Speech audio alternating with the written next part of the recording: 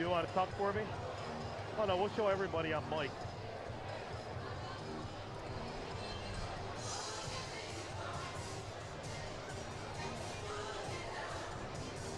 Hey, Mr. Rick, we're probably going to need some bats to start the game. Maybe some balls too. They must be.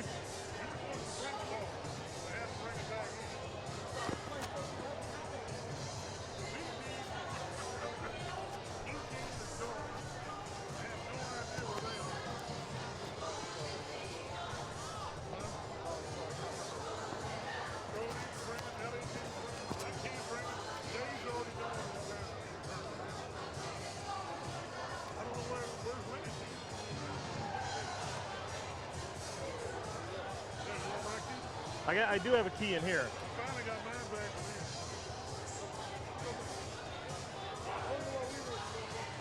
Hey.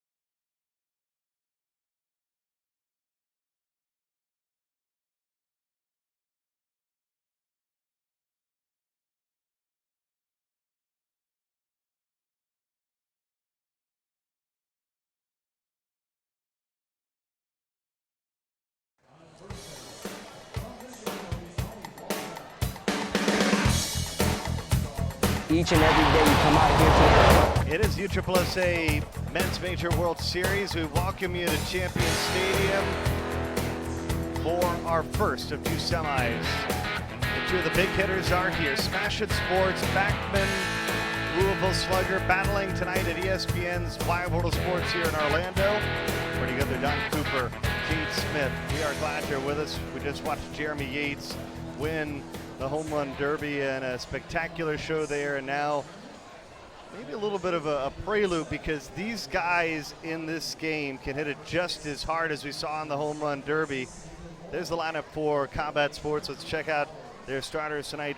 Bryson Baker leading things off. He's followed by Brian Wegman, Scott Kirby, Brett Helmer, Kyle Pearson, Travis Clark, Kevin Philby, Buddy Wolf, and Kevin Bazat. Status quo. We've seen that lineup for so many years. Yeah, we have. So many big things. There's been a couple of adjustments. You know, Westy Gull at the end playing center field, but so many of these pieces are the same. Helmer's back and healthy right now for the late season run, but. And that's Backman's lineup. Lee Powers, Kevin Kennington, Hagelin, Yates, Harvey, Castillo, Lloyd, Stovall, Brian Logan. Stovall, by the way, lost a tooth last night. Tried to make a catch, chipped a tooth, and then it just so happens that Chuck Doc Beckwell, who is going to be our home plate umpire tonight, also moonlights as a dentist, yes, if he you does. will. So he got the glue out, fixed him up, and brought it back in. Stovall's an interesting story. A year ago here, he made his debut with Team Combat, played in a limited role. He just got out of the minors. He got picked up by Louisville Backman, converted from the left field to the shortstop, and here they are, the #1 rated team in the country. Now there's Doc Beckwell behind home plate. You'll hear him tonight. He's mic'd up. These are the two big hitters. We talked about Smash It Sports at the conference a couple of weeks ago, which Backman, of course, the regular season champions and the conference champions as well. But this is a team that's gotten a lot better in Smash It Sports now that they're healthy. A big threat. Yeah, I mean, they started the season off well and then had injuries. You know, Brian Wegman, their leader. Scott Kirby played a limited role this year with some things. I've been told over the week he's coming back full-time next year. It seems like they've got everything going right now. Bryson Baker launches the first ball that he sees. Oh, wow. That's got to be caught. every day. Jeremy Yates is going to make that play 99 times out of 100. I think add a .9. Yeah, add a .9 to that. I don't know if I've ever seen him do this. I'd be curious to see if he looks up and we can get a good angle, if he thinks the other outfielders on him, but they work so well together. That's just a clank. You know, there's no excuse here. And I know Jeremy wouldn't give you one. That's just a clank, unfortunately. Disappointing start. And as we've seen with that, sometimes that out can go forever before it comes back, especially when you miss a shot at one. Brings Brian Wegman to the plate. And early today, that's kind of what we saw in the Rismano game. That's how they got behind line drive. They had a double play ball that should have turned into 2, turned into 1 instead because of a missed throw, and then the inning went on and on and on. Again, this is slow pitch softball. They play 7 innings. If you're joining us tonight on MLB.com, a lot of similarities to what you're going to see at the major league level as far as the great defensive plays you're going to see. You're going to see, obviously, some power because it's slow pitch softball.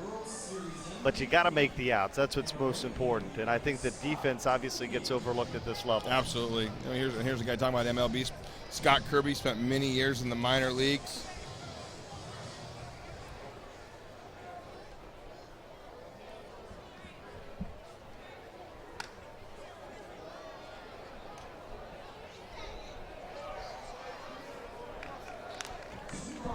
And there is Scott Kirby with a 2-run home run. Smash it. Off to a really nice start. He's driven in 11 now. It's the reason why they call it Smash It Sports. Yeah. For Brett Helmer. Climbs the wall. Said it carried 447 Helmer feet. leads the World Series all-time And here is the all-time leader in World Series history, hitting home runs. Brett Helmer. He's hit more than anyone in the history of this tournament, and it's a long history, almost 50 years of playing this great historic tournament, and he smashes that one right at the second baseman, and Stephen Lloyd just cannot make the play. It's a play that he normally makes. There's 2 defensive miscues right now, but they got 120.4 mile-an-hour exit speed, so maybe we should take it a little bit easy on Mr. Lloyd, but still, that's 2 plays they expect to make, and we'll see how many more swings we have to go here before they get a chance to make it out here. And here's the kid I talked about during the home run derby. Power that never seems to end to every single field. Kyle Pearson at the plate.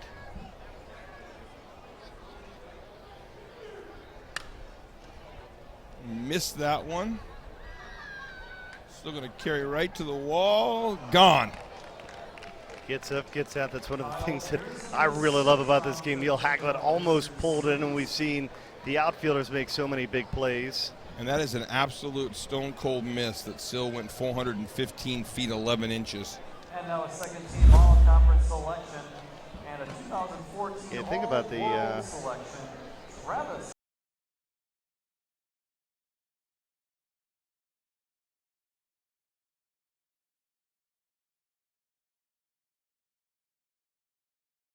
So we've got 5 in, nobody out. We should have two outs right now, and you never know how much those swings change when the pressure's on you a little bit, that you're trying to have an inning.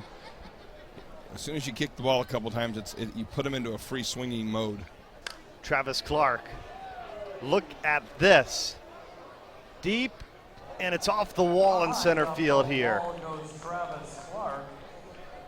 Travis Clark with a solo home run. We saw 24 home runs by Smash It Sports in their quarterfinal, so Thanks. I'd expect maybe something a little similar here. Yeah, I was on the other side of that, so You saw it as well, didn't you? I saw it real up close and personal, and like I said, we were a perfect example of that. It was a 2-run game with our lead, and we kicked 2 balls to start an inning, and 13 runs later, you know, we were battling to come back. But you locked them into a free swinging mode where they weren't pressed up against anything and just had to go. And way too many hitters over there, way too many historic hitters over there, that once you put them in that mode where they're just free swinging, then the younger guys follow them, and you're in for a long night. This is Philby. Flipped his hands at it and snapped, hooked it foul.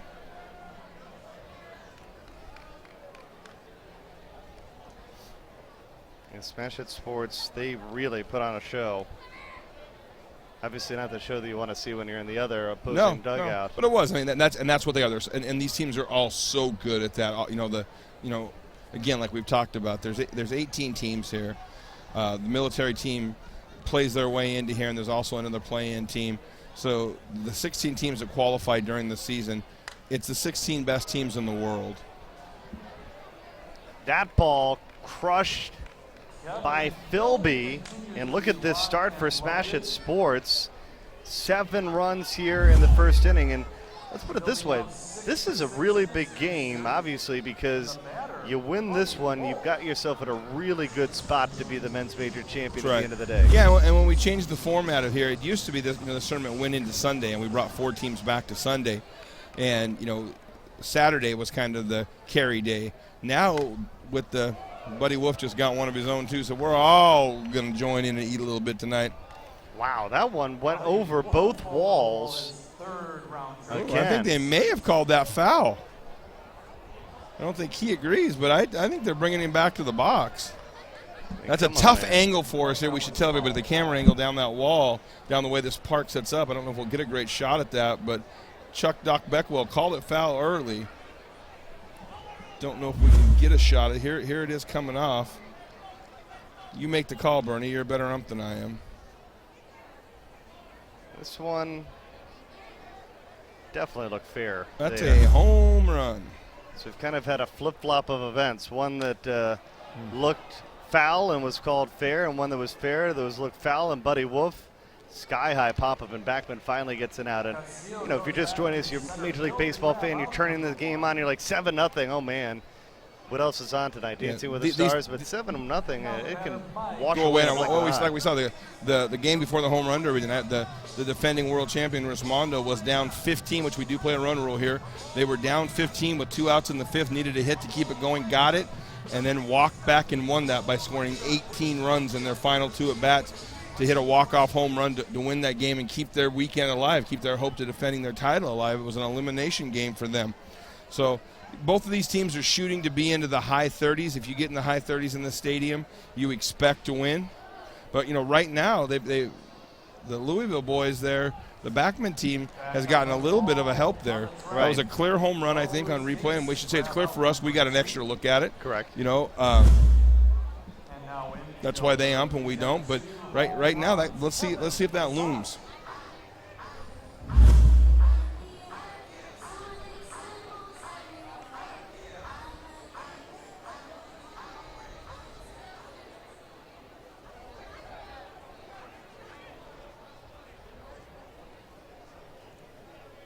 Kevin Bazat, one of the fantastic infielders, lines it for a 2-out base Hustling hit back out of the box, middle. all the way, looking for 2 the whole way. Here's a throw, and he slides in safely. Sliding safely to second base is Kevin Bazat. Bring up the center fielder, Westy Gull. This year's series, including 2 home runs, it is Westy Gull.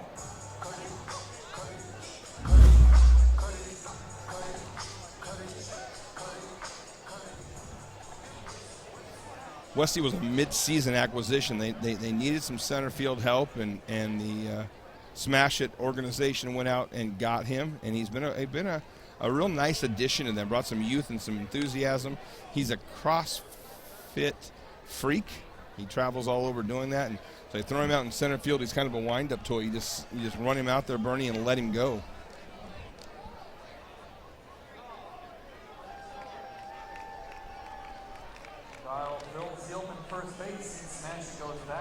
And Dill draws volume. That's kind of what we've seen here. A lot of the components, the same components of these teams have stayed the same over the years, and then they've plugged in some youth in different spots. Yeah, and I think more and more we play in the stadiums, you'll see a 5-man infield, 3-man outfield.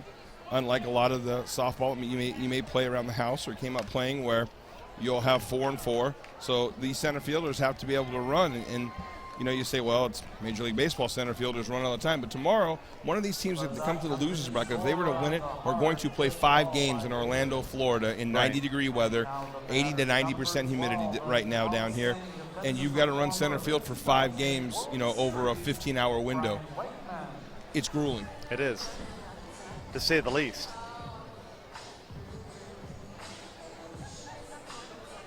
And here we are back to Brian Wegman.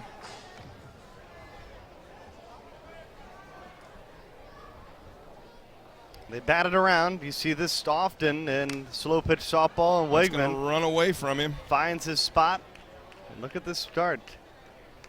Still a long way away from the run rule, 30 after 3, 20 after 4, 15 after 5, but this is what you want if you're Smash It Sports and you're the visitors. Go out and make them chase you. Go out and force their hand. And like I said, right now, Smash It's kind of had a break go against them. It's a ball that was clearly a home run ball. It's a run off the board, but it's also an out off the board right now. And, man, if you can get 10, 11, 12 in an inning here, it's a lot bigger than you do when you're playing on 300-foot parks. You know, we most of the time you come in here and you're thinking 3 or 4 runs an inning, put yourself somewhere in the mid-20s. It gives yourself a chance. You give yourself a chance to win that at the end. You know, you start having 9s and 10s thrown up there a couple of times, and for Backman, they're going to start pressing a little bit, especially if they come in the bottom and throw up a 1 or 2 or a blank. They're trying to align the outfielders as Scott Kirby comes to the plate. Well, I can tell you right now, Scott Kirby's thinking nothing but burying one on that hill over there, so I don't know. If not, I'd be shocked. Or dead center field on the top of the building. To the deepest part of the park, and he goes off of his mug for a home run. 419 feet.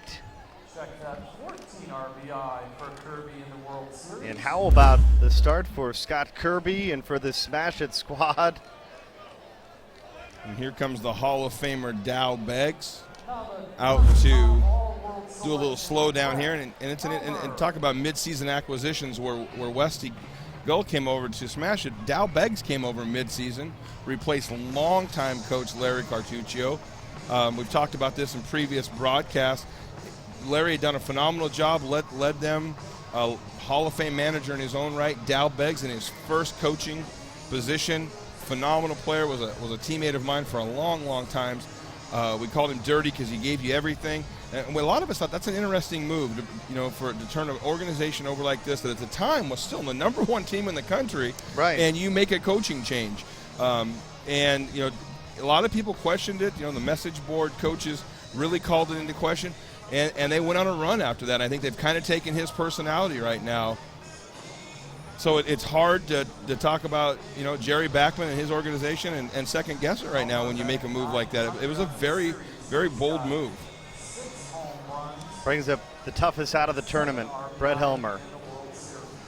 He's your MVP right now at this point. 28 total bases. He's got 8 hits, 6 home runs. And you can see a little bit of professional, what you want to call it, ism right there as Dow walked back, and I'm sure he's having a little conversation about Brett. Well, here's what we're going to throw you, big man. Let's see where you hit it. Not that you're going to really rattle Brett Helmer, but it's almost a little bit of friendship. They were teammates for many, many years, won this tournament together a few times as teammates. You're just trying to slow the game down a little bit and see if you can catch a miss here. And he missed it, but he missed it right up out of here. He's going to live to see another swing. And the scary part about that with Brett is he doesn't miss that often 2 times in a row. So you're thinking right now, well, I got the miss and the darn thing drifted foul. Let's see what I can do here.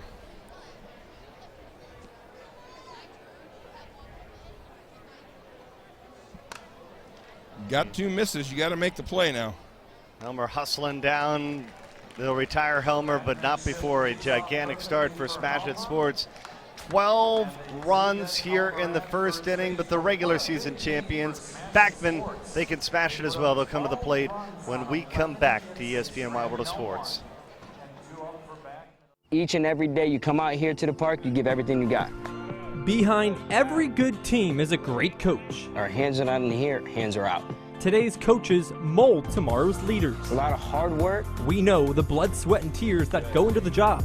And that's why this season, coaches fly free when booking their team's travel with us. That's all right, come on, it's fine. Save time, save money, fly with the Air Travel Group.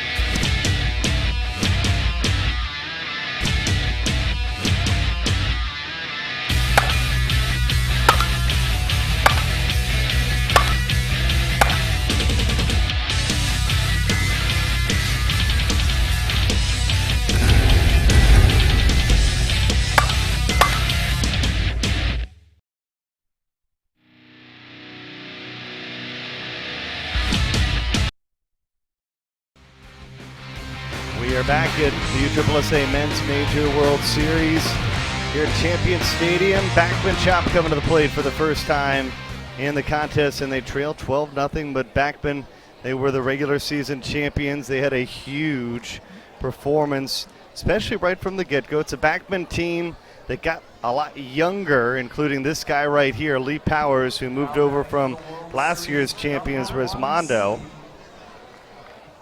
Yeah, and Backman doesn't need to get all 12 back here. You don't have to get greedy.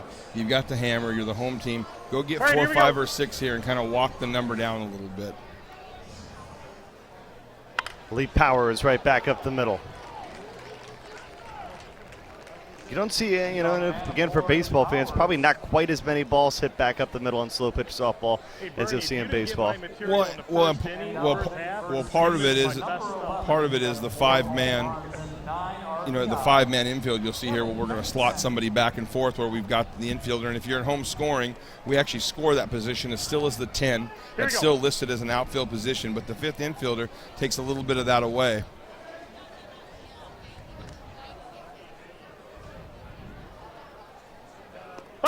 That one's just in. Chuck Dock-Beckwell behind home plate. The nice thing about him is he's going to really help explain the strike zone. You got a ball and a strike now here in this contest. Essentially, you only get one strike to work with, and back-to-back balls back up the middle. And there's that middle infielder, Bryson Baker, coming into play. And there's a play right there that could have been an absolute backbreaker in here. That's a double play ball. Bryson expects to make that play like we saw Jeremy Yates in the top of it. There's a play right there they make. It's a double play ball, and then all kinds of pressure lays on Backman's shoulders here. Look at how close he was to turning 2. Yeah, that's going to be that's more than likely going to be a double play ball if he fields it. It's a ball that he's made many, many times, and if you ask him, he'll tell you he has to make right there. Here's Neil Hagland at the plate. We saw him earlier tonight in the home run derby. Nice little crowd gathering here at Champion Stadium under the lights. That 20 is the count. Lots of great slow pitch teams competing in the tournament. And that one is laced down the line by Hagland. It came off the bat at 113 miles an hour. And those are 2 big runs scored by Backman Chop. They're on the board with nobody out here in the first inning trying to crawl back from that 12-run deficit. And obviously that's a smashed ball right there. But there's 2 balls in a row right now that Smash It would like to have. I mean, he obviously crushed it. He doesn't spin it. It's right at him. If you can make those 2 plays and get out of here with a 0. That's deep. Now you got to find an out. Here is Jeremy Yates, again, part of that youth movement for Backman, moved over from Resmondo, and he has been big. And nice little grab there by Bryson Baker again. Baker. We have time. You got 1. They play great defense, don't they, Coop? Yeah, and they do. And that's why I say all those 2 plays right now, you can see this right here, all over it. Plus he knows he runs well out of the box, doesn't rush himself, stays on his knees. Great play right there. I've had a couple of people text me about what are the cutouts, Bernie. And I know you do a lot of games here. What are the other cutouts that are in front of first base, second base? I believe that's left over from all of your NPF fast pitch games that just wrapped up here. Is that correct? From National Pro Fast Pitch. There was youth as well. As you see, Ryan Harvey hit it the opposite way. If you missed it earlier tonight, Ryan Harvey, he put on a clinic in the second round. He just couldn't put it all together. Somehow went a little stagnant in that final round, but we saw some monster home runs hit by Harvey, including one that went 460 feet. Here's a look at what he did. Ryan Harvey over the scoreboard. Amazing. Here we go. Ryan Harvey off the top of the scoreboard. Okay, that's deep. And they come in 3s. See where it hit? Well, but what we also saw there was Ryan Harvey. I'm trying to win a game, and they gave me a big hole on the right side, and I'm going to take the base hit and pass it down. Orlando Castillo got a catch. Pops it up to left field. Got 2. 2 outs now for the second baseman. Batting 3 of 6. You guys seem to have your home run derby in the first inning. And this is probably the best all-around athlete, or one of the 2 or 3 best all-around athletes playing conference ball right now. He's Stephen Lloyd. He's just. Here we go. You should see him dunk a basketball, or he's a crazy athlete and unbelievable hand-eye coordination.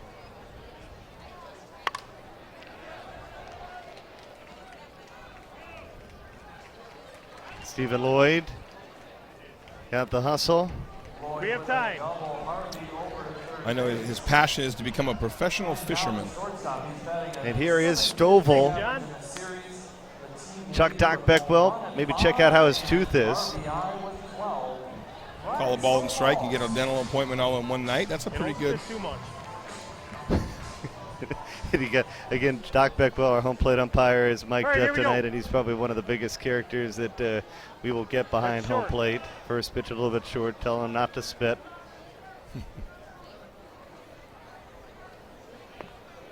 Outside. The interesting thing is he does have 2 practices in Detroit, Bernie, and a lot of the guys fly in, or there's a tournament up there at the end of the year, and so many of the guys will come in 2 or 3 days early on the circuit, and Doc is their regular dentist. And for Paul O'Leary, who's an assistant director of new media for USSSA, he flies from Florida all the way up to Michigan Right, because he Travis, likes here we the go. job that he does so well.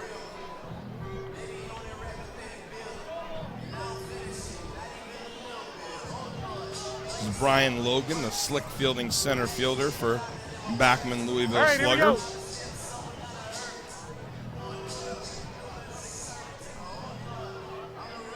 And we can see a flip-flop here. What they're doing here is that we're expecting. Don't do that again. They're expecting Brian Logan to Don't pull do that again. the You've ball. got guys switching. Do not do it. And so what they've done is they've taken Kirby out of the spot. They put Bazat, their slick fielding shortstop, over there, Right. kind of in the line of fire, Right.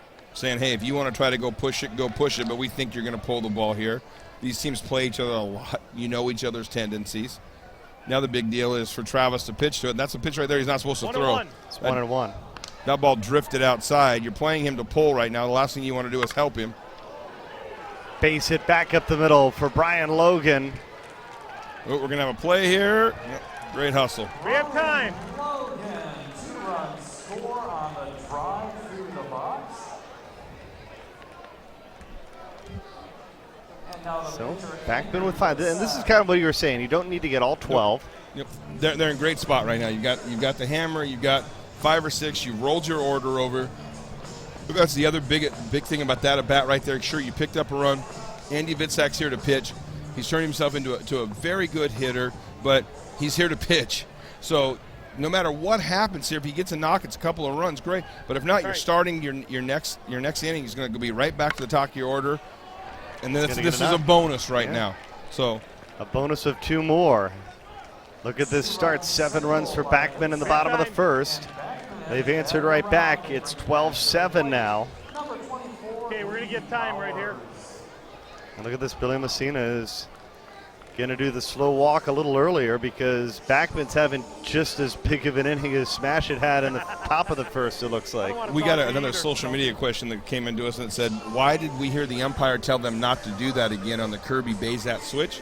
Right. He wasn't talking about those 2 switching. What he was talking about was Travis Clark threw a pitch in the middle of that when the batter was in the box.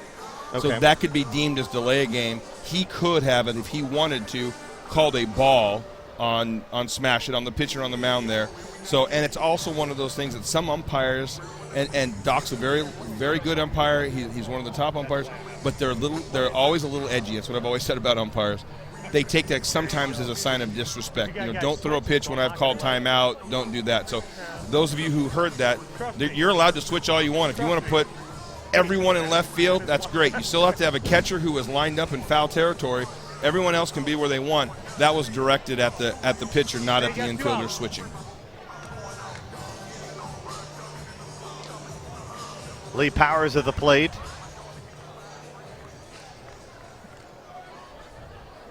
Looked like Flack was doing a little film study down in the dugout. Have the game on, MLB.com. We are live in HD all around the country.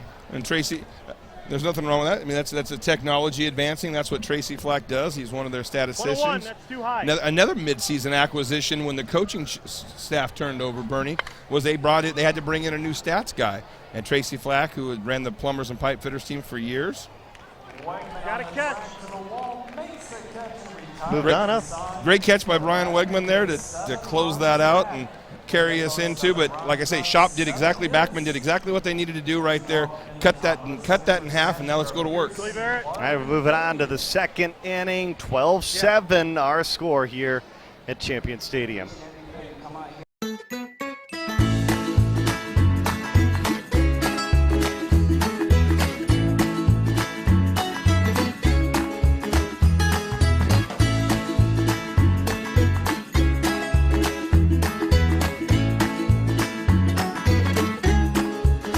With Direct Points Daily, your vacation begins at GoMelbourneFlorida.com.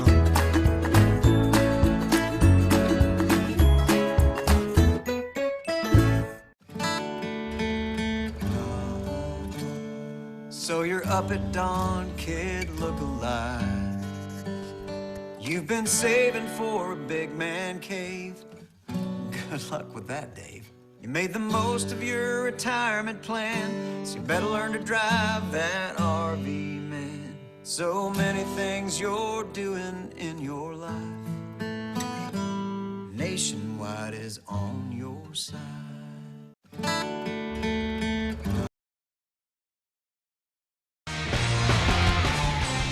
Well, they're having a great time here tonight at Champion Stadium. 12-7 our score. Let's meet for the first time down on the field our own Jade Smith, who's with us covering things on the sideline tonight. Jade? Thanks, Bernie. The reigning home run derby champion, Jeremy Yates, said that he's feeling a little fatigued and that his entire body hurts, but he hopes that the adrenaline of the game brings him back up. Thank you, Jade, and what a special night it was for Yates getting to hit that home run.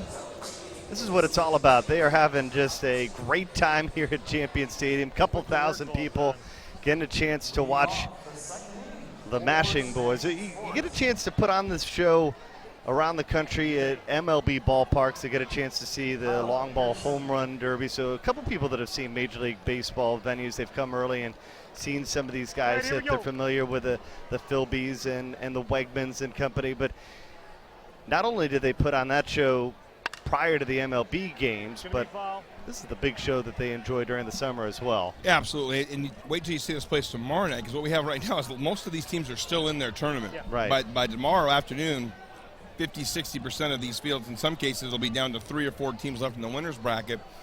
They're eliminated. And they are going to have this stadium, and it's going to be packed to the full. And people are here to see the best softball players in the world play the game. Kyle Pearson missed one there. Got a catch. Kyle Pearson. 135 feet, 3 inches up into the air. So, yeah, tomorrow night, Bernie, I think the atmosphere in this park will be amazing. One of the reasons that the tournament was moved to what we call a Saturday close now was to take advantage of that. We used to look at it and say we would have a completely packed house for a loser's bracket final. Yet at 10:30 in the morning, we'd have a winner's bracket to honestly almost an empty stadium. Right. The teams have gone home. They're trying to get flights out. You know, all you've got left in the park are 3 or 4 teams. You know, you'd have a few hundred people here, where on Saturday night you may have 4, 5, 6, 7,000 people here. So one of the things that went on was let's adjust that so those teams can see the finals of it and wrap it up. And it's gone on for a couple years that way now, and I think it's a great move. Travis Clark, this one, another sky-high pop-up. This is what you're talking about. You score 7 in the bottom of the first. The viewers maybe just joining us saying 12-0. Man, why am I tuning this in? But Backman answers back with 7. Now a chance maybe to get a 1-2-3 inning, which seems like it's almost impossible after you saw him score 12 runs. But the pitching really can make a big difference. And that's what that 7 runs does. If they would have came in, if those 2 plays that are made, now we'll talk about, you know, they were tough plays, but if those 2 plays are made and they come back in here and it's 12-0, I'm telling you right now, these swings are completely different. It's amazing when you get out in front like that, you start free swinging, the ball looks the size of a beach ball. There's Philby going gap hunting. This one's going to go to the wall, and Philby's on his way to second. If he's on his way to third, that wall would have to be about 600 feet further back. I love him to death, but Philbs is not here for his speed.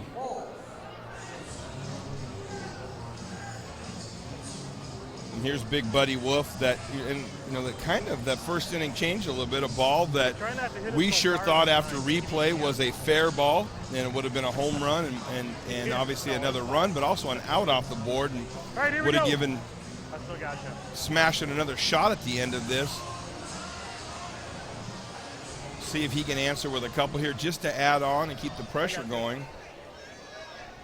Okay.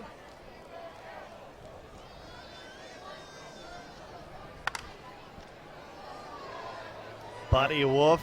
I don't think there's any way they're going to call that ball foul. That one got over both fences, 454 feet for Buddy Wolf. That ball absolutely crushed. 110.1 mile an hour exit speed with a 24.6 launch angle. Our analytics brought to you by Flight Scope. They've done a great job this year working with USSSA, getting some of these great numbers.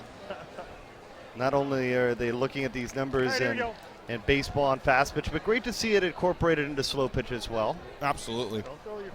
That's being used for a lot of different things. It's being used for bat and ball technology. It's fun for us to sit up here and see it and kind of marvel at it. Mike Umscheid going the opposite way. And they're lining out to right field, but not before Buddy Wolf. A major hit in that inning. Hammers it out. 2 runs on the board for Smash It Sports, but 14-7 is our score as we move on here at Champion Stadium. Semifinal number 1 of the Men's Major World Series. Cocoa Beach, the authentic beach town, where the sand is our building blocks and a board is our preferred mode of transportation. A place where memories are awakened by the sound of a wave.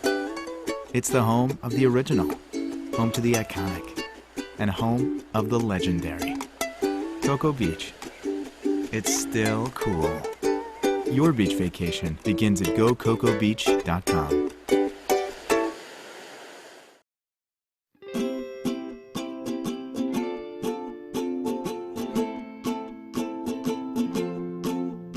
Three experiences to have in one trip. GoTitusville.com.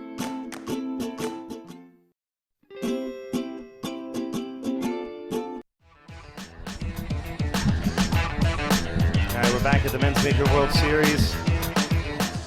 Second inning, Bernie Gunther, Don Cooper, Jade Smith with you. Smash It. The big spot now. Coming to the plate. Holding Smash It Sports after they scored 12 in the first inning to just 2 runs in the second inning. All right. That's a deep pitch.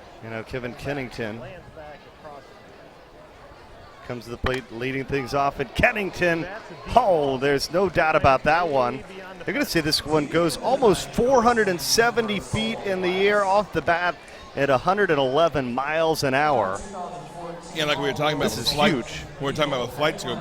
There's a lot of tools we're using this for. Not just, like I said, it's a lot of fun for us to see launch angles and distance and exit speeds, but a lot of folks have worked hard on this. A lot of people have brought it out. There's a lot of plans with this long term and things they can teach us about technologies on bats and balls and safety. A lot of reasons just beyond, woohoo, that went a long ways that I think Flight Scope's going to be used for in the future. Well, the interesting thing, Neil Haglund now going the other way, is in baseball we're getting it both ways. We're getting the velocity, the break, the spin coming in. In slow pitch, we haven't quite figured out because the ball moves so slow and the arc is so high how to get both at the same time. Right. We're going to get there, obviously, but it is fun just to see how far it carries off the bat. And it's interesting to me because we saw it a lot during the summer, and we're blessed to work with Jim Duquette, who works with StatCast as well, and he teaches me a little bit about the launch angle. The one thing I've noticed is the launch angle for the ideal home run in baseball launch angle right there for is you. Different than it is in slow pitches. You see that one come off at 30 degrees. It carried 431 feet. They're saying that's the end of ideal, but I see home runs in slow pitch just because they mash it so much at the 35 degrees, etc. Yeah, and a lot of that is, again, if you were watching the home run derby earlier, we heard Ryan Harvey, a former first-round draft pick, talk about the size of the laces on the ball and how you spin it. You're dealing with just a larger sphere here and how we approach that compared to a Major League Baseball. So there's Ryan Harvey going backside right there, showing you how to spin a ball with laces. There you go. Ryan Harvey with a home run. But I think there's also a long-term aspect to this, Bernie, when we talk about spin and break and stuff, that long-term on the pitching side and fast pitch in baseball, this may become a recruiting tool for some people. Absolutely. To look at the movement a pitcher can get. Base hit for Orlando Castillo. And if you've noticed, that 12-run lead that maybe some people had turned into and thought the game was over has evaporated rather quickly. And now just a 4-run advantage. They play 7 innings here in the semifinal. The winner is going to move on to the winner's bracket final tomorrow at 1, where they'll be 1 win away from needing to be defeated twice. And the game we'll have for you tomorrow night as well on MLB.com. This is Stephen Lloyd. He grounds it back up the middle for a base hit, and you can see the frustration on the face of Travis Clark, just really itching for that one to be caught. There wasn't much else Bazak could do with that. You kind of see a little smile on Stephen Lloyd's face. He wasn't going there, but sometimes it's better to be lucky than good. And we can see it here, a little bit of the gap there. And here we go. So here's Ryan Stovall. This is what he has been doing in this tournament. He has been mashing home runs. Stovall, he's got 6 home runs now in the tournament. He's got the most RBIs in the tournament, and he's got Backman right in it, down by a run. Yeah, that's, like I say, for a guy that is really in his first full-time role in this tournament, in this situation, it's amazing. He's putting on a little bit of a show, and one of the things is we should talk about too is that the manager that came over halfway through the year, Dow Beggs, is actually his uncle. That's his nephew there, and so a little nepotism there, and a little nepotism there with that, and you know, and since Dow's been here, he has played extremely well. I'm sure he got a little bit comfortable with, you know, knowing the coach and who was teaching him, and Dow is who actually recruited him out of the minors and into play. Logan drives the ball, and he's aboard with a double. I think the other side of this tournament, and we're not obviously discounting Resmondo at this point, but Resmondo, they have had such a big run. They've had so many successful runs, 3 in a row, and then they lost a men's major 3 in a row, lost a men's major 3 more in a row, and now they find themselves with a really big day tomorrow. These are the 2 teams that historically have really battled for that men's major championship against Resmondo. They're looking at it right now saying, Resmondo's really maybe a little bit on the ropes. This is a huge game for these 2 teams, because obviously they're hungry to try to end that streak of Resmondo winning, but also the door's a little bit open. Yeah, no, I agree completely. And I think the other thing that we've seen that's happened is the parity has closed the gap, as we saw earlier, where Resmondo had to come with 18 back in the last 2 innings to get the line, to get a line drive team. There's not one where you see that absolute effort and hustle they're put on. I think every team that's showing up here tomorrow in the winners or losers bracket, it's a one-day shootout right now. One team's going to have an advantage after the morning round and saying, hey, I got to lose 2 at the end. But I honestly think every one of those 6 teams that are going to be left tomorrow feel like if I can just get to that game, I can win it. And I don't think that's the case before that. You know, I don't think that was the case a couple years ago. Right. There was 2 teams, and boy, if we could get a break, and we were playing. Most of the teams came here going, 3rd is a phenomenal finish for me. Look what I did. 2nd, okay, I overachieved a little bit. But I think you've got 5 or 6 or 7 teams that came here this weekend who, if they didn't win it, they took it as a disappointment. And I think that says a lot about the advancement of this. And organizations like Backman, who you alluded to, brought in young talent, brought in new coaches, doing everything they can really to run down the Resmondo clan. Chuck Talk, Beckwell listening in. Hall of Fame pitcher Billy Messina, who's the pitching and infield coach for the club here. Obviously, it's a good guy for Travis to listen to, but you're just trying to slow it down. Like we saw earlier with when it was, you know, Dow did the same thing and got an out from Brett Helmer. And we've never quite figured out why that works. You wouldn't think it was, but it's amazing. It is crazy, right? And they need just 1 because Backman 7 in the first, 7 more here in the second to tie at 14-14. They got Kevin Kennington at the plate.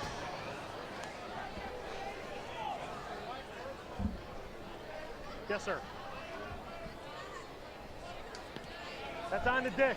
You can see the big load that Kevin has there. If you think he's trying to slap one to right now, you're. The 1-0 pitch. His head was gone. He pulled clear off of that he wasn't trying to hit that out of here. He was trying to hit that to the airport. And one of the things about kind of a speed up rule, if you will, is there are no second foul balls after you foul one off or you take a called strike. It's got to be fair. Obviously, there could be potentially in this situation another ball. But a 2-1 count is full in slow pitch softball. Right now it's a ball and a strike. And Kennington has to hit this one fair. That helps out the pitchers a little bit. Absolutely. It was started as a speed up role, and it's turned into a big part of the offensive. Line by Kennington out to right field, retires aside, but another big inning for Backman Shop. They score 7 runs, and we are tied up 14-14. Headed to the third here at Champion Stadium on MLB.com. USSSA is the stage where the nation's top sports stars shine for the country to see. On the diamond, the top baseball players are looking to be chosen by the Select 30 and compete as a team at the National Amateur Baseball Championships. In Fast Pitch, USA Elite Select and the World Fast Pitch Championships brings together premier players and teams from across the country to play for the title and continue their dream of one day playing professional softball. While Nationwide Conference USSSA hosts the stars of slow pitch softball. Take your game to the next level. Play the best. Play USSSA.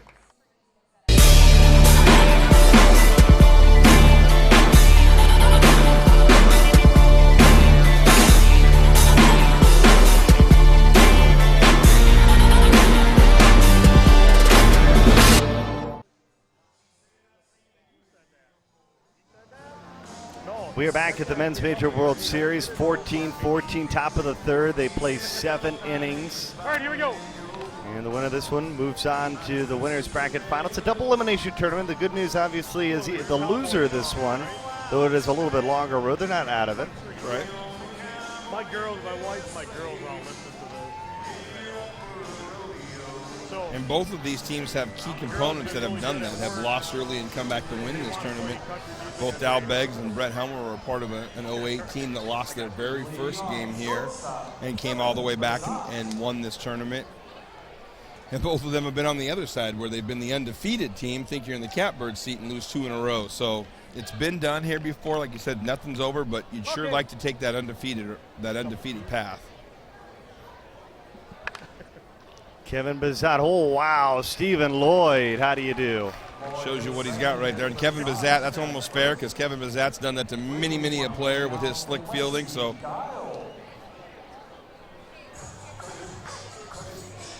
and here's the other side now. They've got to go. You're at the bottom of your order right here, boom, boom. The last thing you want to do, they're living off that 12-1 first inning right now, Bernie. The last thing they can afford to do right now is go blank or go 1. And all of a sudden, that lead, that feeling, everything flip-flop back on them. Backman is the home team here. Westy goal. And the good news is they got that top seed because they won the regular season. A little extra bonus for winning the regular season this year. Yeah, and what was implemented a couple years ago is we wanted to put more emphasis on what the winning the season title meant, and actually all the seeds. So the higher seeds in this, nice swing by Westy. The higher seed in the tournament is the home team. And we've seen that, how big was that for Rismondo earlier tonight, and how big has it been for a couple of other teams. So there was a controversy about that. Some of the coaches didn't want it. They thought it actually favored the bigger clubs, and our answer back to that in the meetings that all the conference coaches and sponsors had was, well, it should be. You've earned it. So why, because before that it was a coin flip, and I thought that was unfair, that you would work all year long, here we go. And the hammer comes down to a coin flip. Right. Bryson Baker after a double to start things off. Heavy. So the advantage Backman has, knowing, nice snag there, is all the way through this tournament they're going to be the home team. The one thing we did put in is that if you go to an if game, which was how you talked about the double elimination, if you go to that second game, it is decided by a coin flip, because you kind of figured at that point in time, everyone's earned it the right. Let's let a coin decide it. I'm still not sure if that's the right thing or not, but that's how we have it set up right now. City slicker. It works. All good. This is Wegman. Here we go.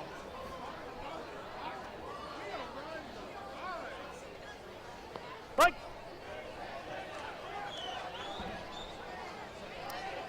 Well, this is important here because this is your spot on the lineup. Wegman, This is your horse. Kirby, Helmer. This is your horse right here in a row.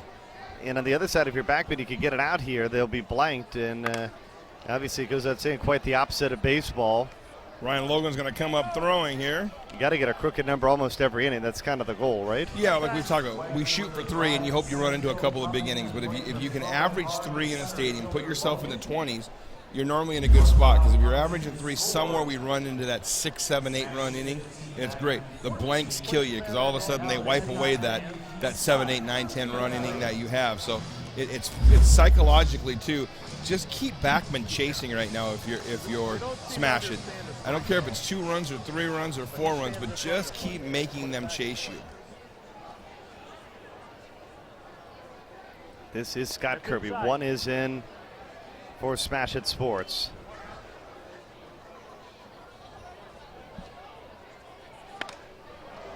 That's a miss, but it's going to get foul.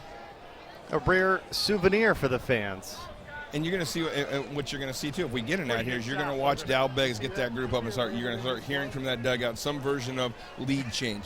Just get a lead change, just to make Smash It chase it for a second, especially with them having the hammer, being the home team.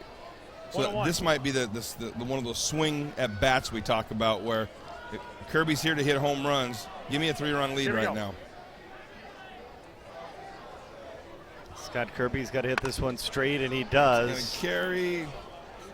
A line drive base hit. And Kirby a long wide turn. Hit it a second. Now let's watch the defensive lineup here. I got a feeling we're going to see this slotted even more if we watch that middle infielder. He's going to go to what we used to call this the Helmer hump, because when he's on, he's either going to spin a home run out, which is you can't put anybody on the other side of the fence, but when he gets top handy, he'll hump it right out in that hole. We can see the middle infielder actually going clear out right where he will miss occasionally. And you're basically saying, hey, Brett, and there it is, and he just missed it. There.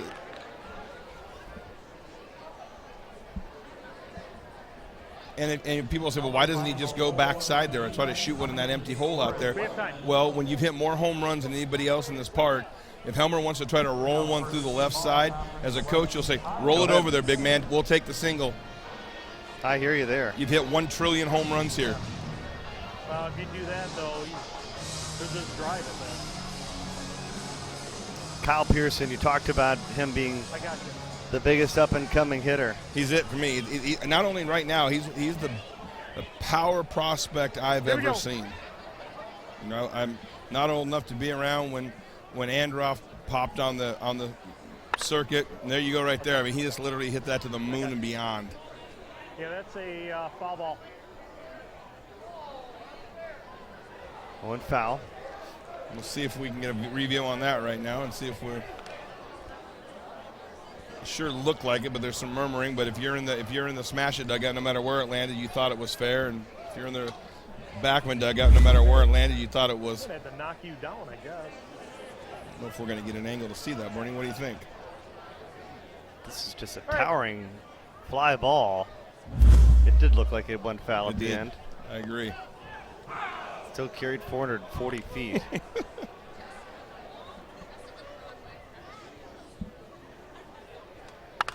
Pearson. That ball is absolutely smashed. 112.2 miles an hour backside. He let it get deep and basically just said, I'm not going to foul out. And that's where you talk about his advantage of having power everywhere, is where you talked earlier about the foul ball. Well, you can't go back at the line right there. Right. It's a foul out. So he's so big and so strong. Okay, I'll go to the whole other side of the field. I'm not going to foul out for sure. I'm just going to drive it out here at 112.2 miles an hour. Okay, so we're going to get time here. Travis Clark, think about this.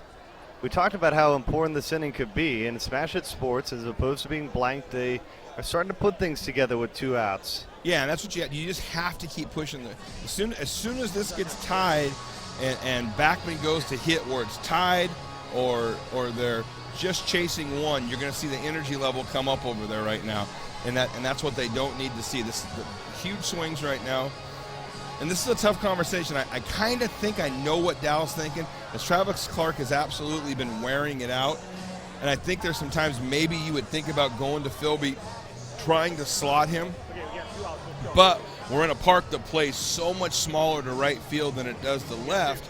It's a tough move to make to say, hey, let's go ahead and set this up and set up a force so we can deepen up and whatnot, and play all the way back and try to pick a force up just because of the park we're in. Let's listen in. Yeah, we're good. What do you want? You want a minute and a half? You want a minute 15? Because I'll walk over here with you. Okay. All right. Hey, if you need anything else, come to me, okay?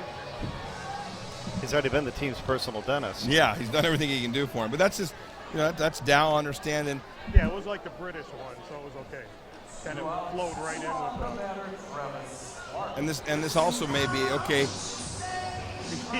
if you walk him, I'm not going to come out here and grab you by your throat, because that's the kind of guy Coach Dow is. Let's make sure he hits your pitch, and I don't want to just put it on to Philby, but let's make sure we're a little smart here. Here we go.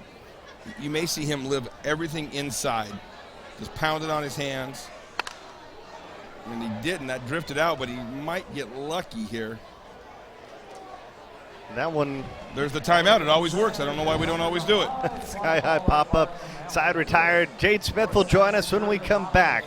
Bottom of the 3rd inning. Smash It leading 17-14. How did I get there? I played against the best. How did I get there? I challenged myself.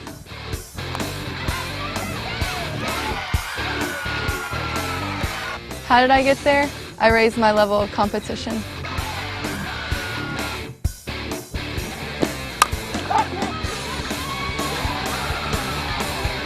USA Elite Select. Your legacy starts here.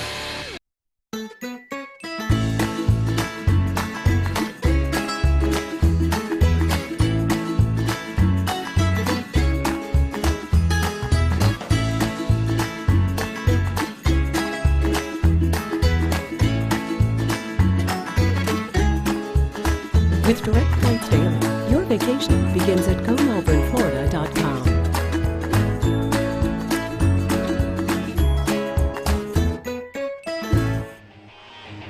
Now we're back at the Men's Major World Series. Smash It headed to the field as Backman goes to the plate. It is 17-14. Let's check in once again down on the field with Jade Smith as we begin the inning. According to these Smash It players, Backman's trying to put some height on the ball to kind of throw him off and keep him off balance at the plate. They are definitely locked into this game for the win. Thank you, Jade. And of course, you got 2 really good pitchers. Andrew Vitzak, he's been a real young star over the years. It's really come together.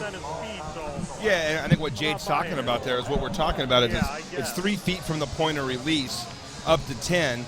But what happens is in this level anymore, Bernie, it's one of the conversations we've had with many of the umpires. Smashed right there into that slotted position, knowing who you're playing against. One of the things we've talked about, and you've heard many in the major leagues talk about, hey, the strike zone got too small a couple of years ago. We've got to talk about widening the strike zone out. One of the things that we've got going on here is many of us that have been involved in the game for a long time feel the strike zone has shrunk a little bit. We don't go to the top of it, and we probably go too much to the bottom of it. So I think what they're saying there is that Vitzak's trying to work to the top end of it, slow it down, change their eye angle a little bit, and get them out on their front foot. Heavy, landed down here.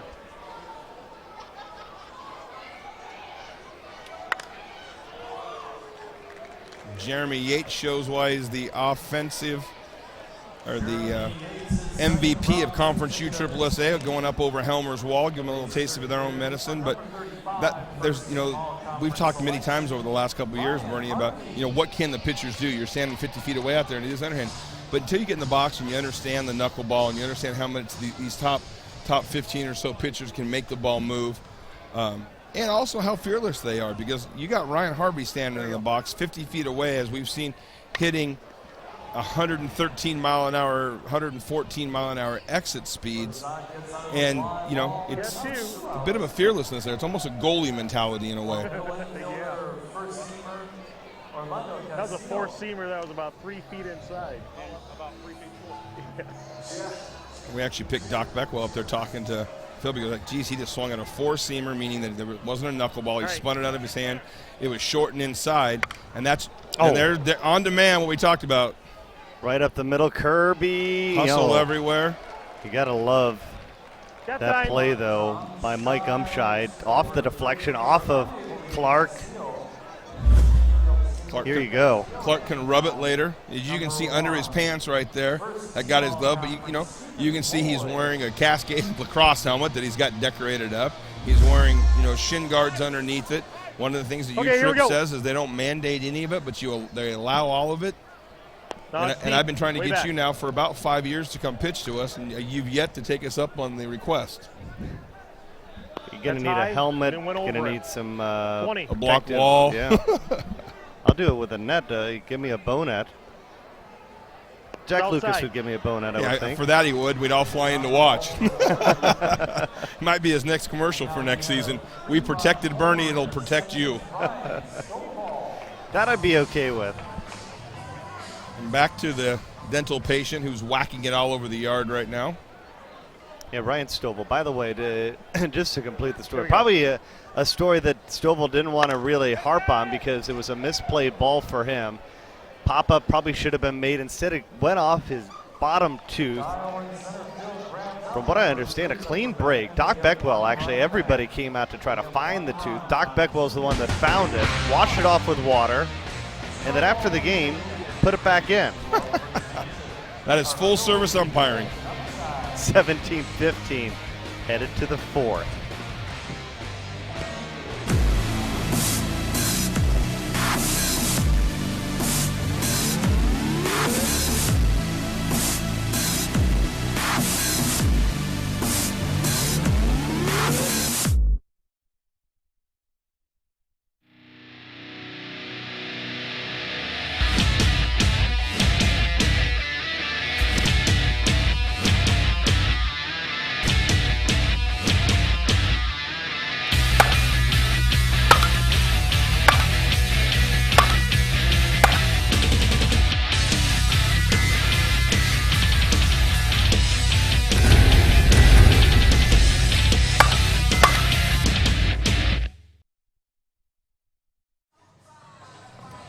Back here as we head to the fourth inning.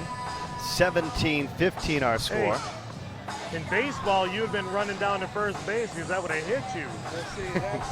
Ryan Harvey, you're listening, talking things over with Chuck Doc Beckwell. I think that's what the players have got to really enjoy when Doc Beckwell is behind home plate, because I think that he makes it an enjoyable experience. Again, it's not just one game tonight. These guys, especially if you get to the losers bracket tomorrow, you're going to play a lot of games. Well, and you see them all over the country. Heck, Doc's every year at our tournament that we host up in Seattle. Doc's at my house having dinner, having smoked salmon, and then the next night umpiring all of our games. So we travel all over together. And like I've said a long time, a lot of the umpires that have that. Doc will flip a switch, and hey, he's thrown me out of a game, and I've told him he's the worst umpire that's ever had a uniform on before in the heat of the moment. But part of what it is if they're approachable and you can have a conversation. Philbs. So turning, that says fair. 20. So, part of it is that they're approachable, and there are certain umpires that have come through the ranks that almost have a militant stance, and they're the ones that normally don't last, and that we really struggle with, because sometimes you just want to ask a question as a coach or a player. You don't understand what went on, or you think you saw something and they saw something, and that's what drives that. Definitely fair. Here we go. But not by much. No. You heard Doc yell over to the smash bench. Did I get that one right? Because obviously they're still reminding him of that ball in the first inning off the bat of Buddy Wolf. Buddy Wolf with a chance to get another one here. That's one of the things that does separate Nationwide Conference USSSA and this men's major World Series is that during the course of the season, though, you got Doc Beckwell, you got Ken Hawk, you got these guys. They're traveling around to the tournaments, and the one difference, though, is if you're a player, you watch Major League Baseball, you may play baseball on the side, there's no chance you're going to go in and play against Chris Bryant, but you're an E-level player and you live in the Texas area, you could go out to the Space City Classic early in the season, and maybe you get the bracket draw and you find yourself with Brett Helmer at the plate against you. Absolutely. Like I said, I'll still never forget the first time on a C team that I pitched against, Rich's Superior and Steels in majors. We were 0-2 to them. I remember flying to Lancaster and going 0-2. But you were there. Then you sat there and watched all those players the rest of the weekend. You watched how they pitch. You watched how they hit. Most of them are approachable back, and they still are now. I shouldn't say back. How do you swing? What's your stance? How's your grip? And it's one of the neat things, little AstroTurf hop thing there that just occurred. You see Umshide show off his athleticism here. Another big part of Commissioner Manfred and MLB.com and the Play Ball initiative, wherever you play ball. This is another avenue that if you grew up playing baseball, you played at high school and college, slow pitch softball is an option out there, and I think that once some people get involved in it, they really enjoy it. You enjoy it playing in a Wednesday night league. Next thing you know, you're playing in a tournament here or there, and the next thing you know, you find yourself in Nationwide Conference USSSA, and then eventually this Men's Major World Series. Absolutely. And the other thing about it is it's something that you can keep doing. I mean, you look at the size of the 50 and 60 and 70 over tournaments right now. 300, 400, 500, 600 teams showing up to the 50 and 60 overs, both male and female. So it's not something that ends at 35 or 40 or 45. And that's what I think is so exciting about, like we saw Kristen Dowling after the home run derby, for those who were turned in for a great swing right there by Bazat. Talk about how she's so happy that the 170 women's teams are here playing, and how she felt like she didn't want to let any of them down. As we're seeing, the expansion of fast pitch that I know you're actively involved with broadcasting all summer, Bernie. Yep. Those girls want to go somewhere and play. They don't want to hang it up at 18 years old, or they don't want to be told that there's nowhere for them to play. Maybe there isn't the greatest professional level for them. It's growing. I think the NPF has taken huge strides with the additions of teams.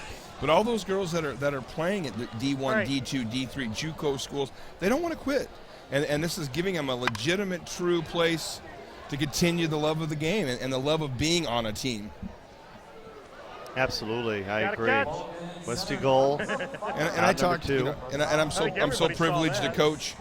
The team that won the women's major this year and spend time with them. And the one driving factor why they're working a job. Some of them are raising children and doing it, or they're trying to bring the children. They're doing all of those things that come with it, is they want that sisterhood in the dugout. And I think it's something the guys aren't comfortable always talking about. But I think there's a lot of that, too, is that we don't want to admit that we don't want it to end when our baseball career ends or our football career ends at college or whatnot. We still want that. We still want the laughs and the giggles and all the things that go on with traveling across the country with a bunch of group of guys that, a couple you don't like, but, the other 10 you get along with real well.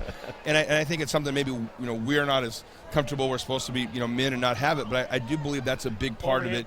And you watch these teams that are down here hanging out and laughing and the memories. And it's a really cool thing. Bryson Baker, top of the lineup, just 2 in. The runs, they came in bunches early on. Now they've been at a premium the last handful of innings. And typically here, as the night cools off, the ball flies more. So normally, every kind of 15, 20 minutes that clicks away, we see scores coming up. Typically, our 10 o'clock tee-off is always our highest scoring game of the night, or the 8 o'clock in the morning game where it's a little bit cooler air. Great effort there, but that is down. They say it found the turf out in center field. Great effort by Logan out there to do everything he could to catch it. And we're back to that same conversation we had an inning ago. Here's their big horse, Brian Wegman, back, healthy. We'll see Logan here with a heck of an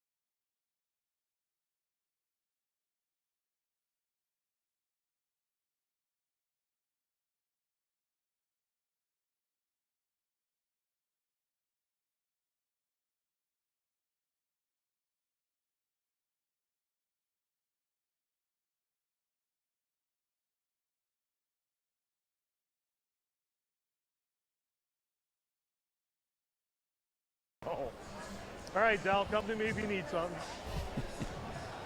They do get along, though. Such great friendships on the field. Okay, here we go.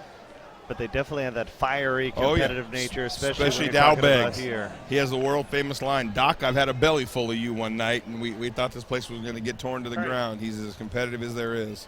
Brian Wegman at the plate. Mike.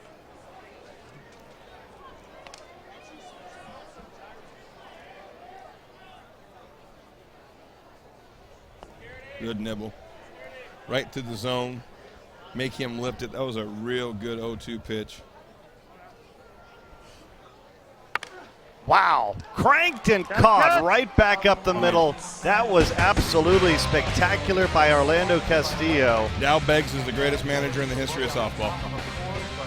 Take another look at the defense as we head to break. Orlando Castillo makes the grab and gets Backman out of the jam. It's all about showcasing the glove at the Men's Major World Series, and that's what they're doing tonight. It's 19-15, smash it on top.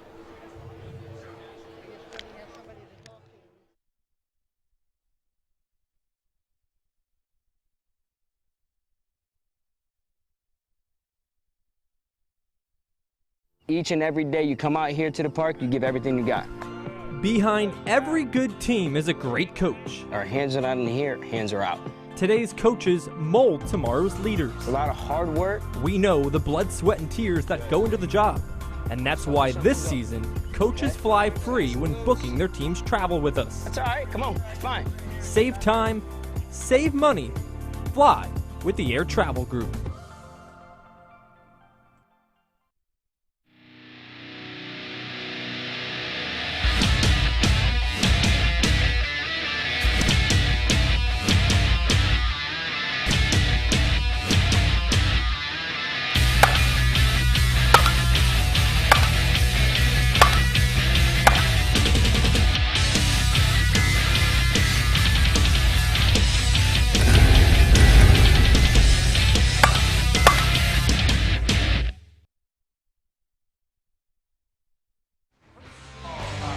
We are back there enjoying the game from the berm.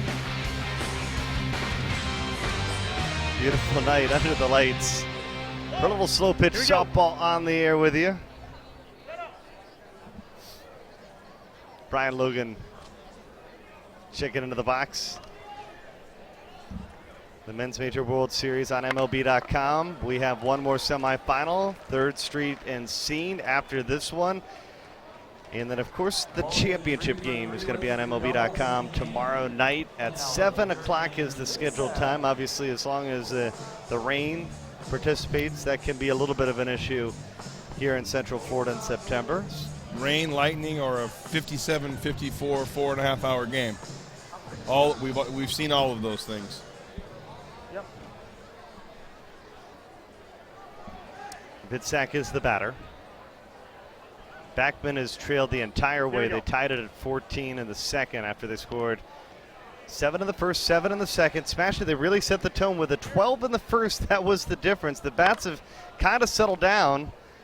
Umchide across the diamond.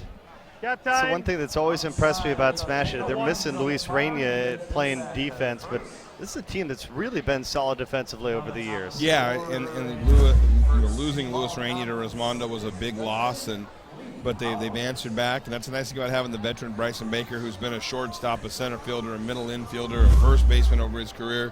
He slid back in there, and you lost a little bit of range, but you slid Bezat over to shortstop, which is his natural position, and it's worked well for him. This is Lee Powers. We have liftoff. It is gone. A fair ball sneaks inside the pole. It only came off the bat at 104 miles an hour, but it carried 406 feet. We're not disappointed with 104. Take a look. He can mash it as well. Pulled his hands through. Yes, sir. See what Mr. Kennington does here. Kennington opposite field, base hit. He's looking to go extra bases. And you saw Travis Clark, typically in a 5-man. If we get a shot to see that replay, in a 5-man, your pitcher falls into the empty hole, and Travis Clark about ran into a 112-mile-an-hour ball right there just by naturally falling into the hole. Kennington went to the empty hole, but as Travis came off the mound, he about ran right into it. Ball comes off the bat, 112 miles an hour. Here's what you you're can talking about. see how he falls off the mound there. He's trying to fall into that empty hole because the three infielders were on the left-hand side, and he about fell right into that hole. And you can see Kennington, if you picked it up at the end, kind of pointing to Umpire going with his hand like, hey, I was going for that hole over there. Why'd he fall there? That's what you're trying to do as a pitcher. A lot of times they probably are trying to pick a spot to cover a zone, I guess. Yeah, you're trying to fall into that empty hole. Like right now he's almost playing straight up. He may not fall here with the lefty because they were so slotted, so slotted for Neal to pull the ball right there. And it may stay the same thing here with Yates because you're kind of expecting him to do nothing but try to bury the ball over that wall out there and into it.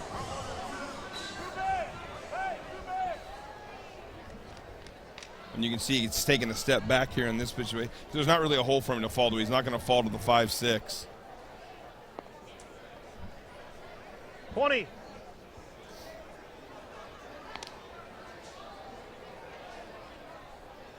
Like.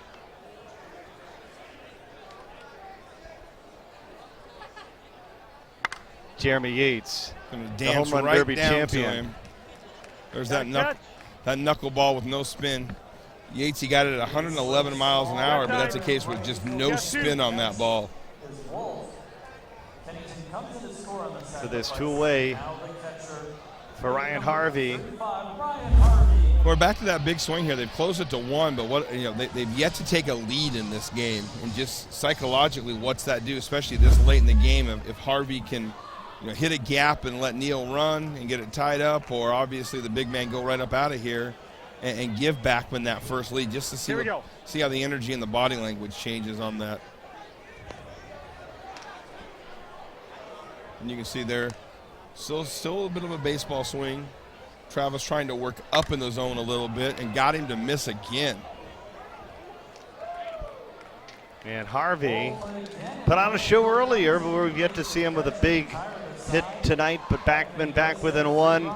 3 innings remain in the semifinal. Smash It is on top here at Champion Stadium.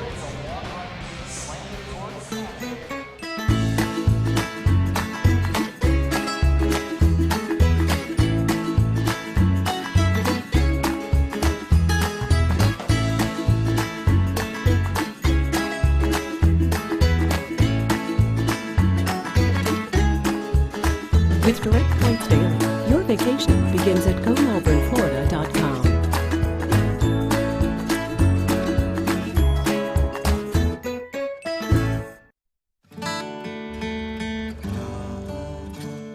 So you're up at dawn, kid, look alive. You've been saving for a big man cave. Good luck with that, Dave. You made the most of your retirement plan, so you better learn to drive that RV, man. So many things you're doing in your life. Nationwide is on your side.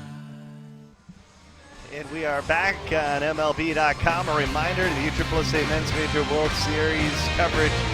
It continues tomorrow a.m. at 9 o'clock on USSSAlive.com/World Series. A full day of coverage all the way leading up into our championship game that we'll have for you on MLB.com. Should be some great games. And, I think as we saw with the viewership earlier today, the viewership, everybody loves to see Resmado especially tank and see what they're doing. And they're going to see at least one more game with Resmado tomorrow morning starting at 9 a.m.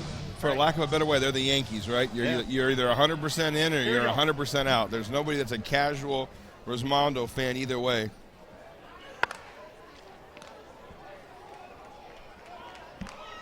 Kirby, that's a big out. From deep in the hole, Ryan Stovall comes up firing and gets Kirby at first. And now number 44, he's Super 3 in the game, Brett Helmer.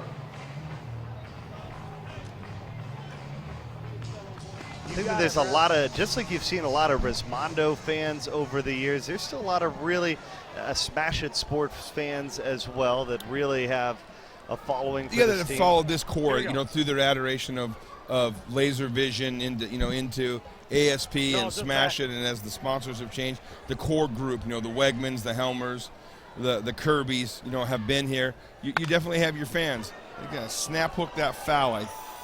Stayed fair. Ball. Wow. Brett Helmer, I didn't know which one to go for. just 44 feet off the ground. Hand glove, hand glove. But Helmer with another home run. He's your MVP of this World Series in my book at this point early on. This is what he's done offensively. Obviously, you get the historic mark of hitting that home run. I'm not sure he's won that. That'd be an interesting stat for us to find out. He's been on some great teams, and that's something you would think I would know off the top of my head as many years I've been around and have been a teammate of Brett, but I don't know that. I know Kyle Pearson's the really, really, really, really strong kid and just went out of here backside 425 feet, 12 inches. MVP history. I did not see, at least from 2003 on. Yeah, I don't think he is. I think that's an interesting stat. I think everybody just assumes that because he's been on some great teams that have won it, and obviously the all-time leading home run hitter. But I don't remember him. I hadn't remembered him. So, hey, in the twilight, Brett says he has 1 or 2 more years left in him. Maybe this is the last piece to the puzzle for him. How special would that be, MVP? And finishing out your career with a championship, and that one to the tallest part of the wall off of it on a home run for Travis Clark. Pitchers can hit as well. Hey, another kid. Travis is kind of the backside of it. Travis was a second baseman, middle infielder, big first baseman when he first came up back with the EWS days, and he's turned himself into a very, very good pitcher. He always could hit, which is interesting. Most of the time we see it the other way. It's pitchers that learn to hit over the period of time. He's actually a hitter who said, hey, what's my way to a major team? It's become a pitcher, and he put his work in. And Kevin Philby started his career winning a couple of Worlds as a pitcher, and then basically said, I don't want to pitch anymore. I don't want to stand out here. I'm going to be a hitter. I know you're up in the Seattle area, but that's the thing that the game, as we see a line out for number 2. A lot of diversity as far as where the players are coming from in the tournament. I heard some players making conversation saying, I moved out to the West Coast. I'm a little more expensive now for you, sponsor. Yeah.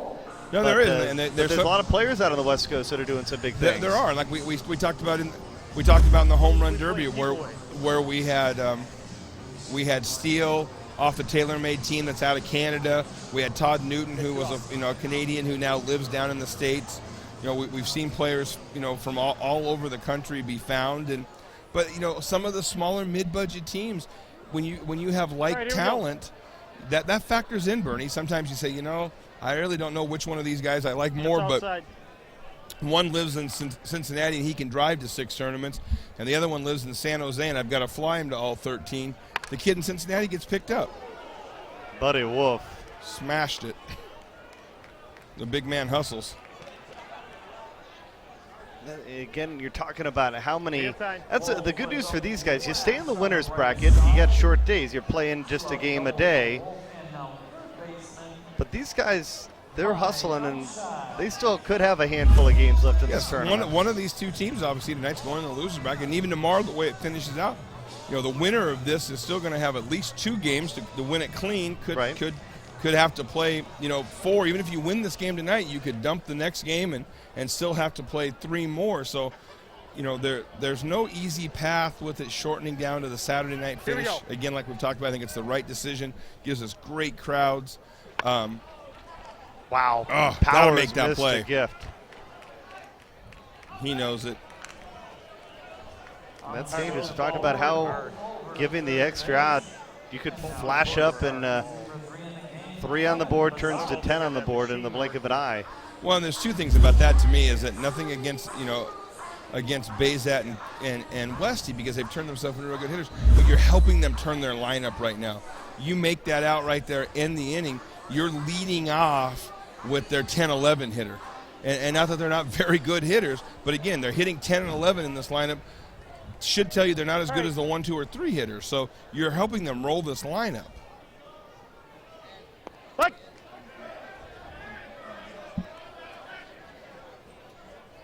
Kevin Bazat. Carried through the zone. Pitch that goes deep.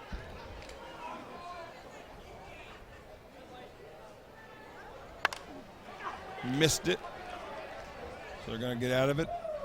So the air by Powers over third does not come back to bite. Backman chop. Jade Smith will have a little more on the third baseman for Backman. When we come back, it's Smash It up by 4.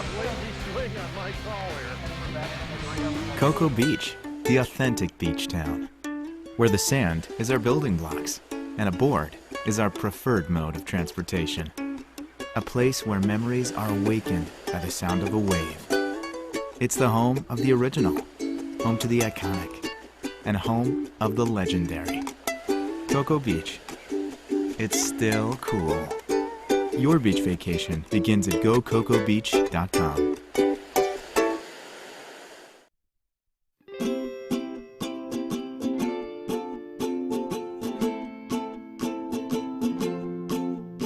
Three experiences to have in one trip. Go Titusville.com.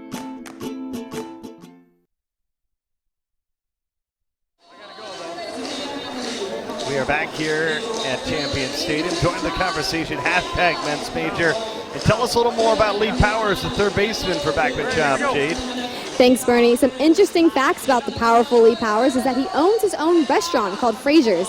When I asked him what a day looks like for him, he said that he kind of wakes up, goes in whenever he wants, and just tells people what to do.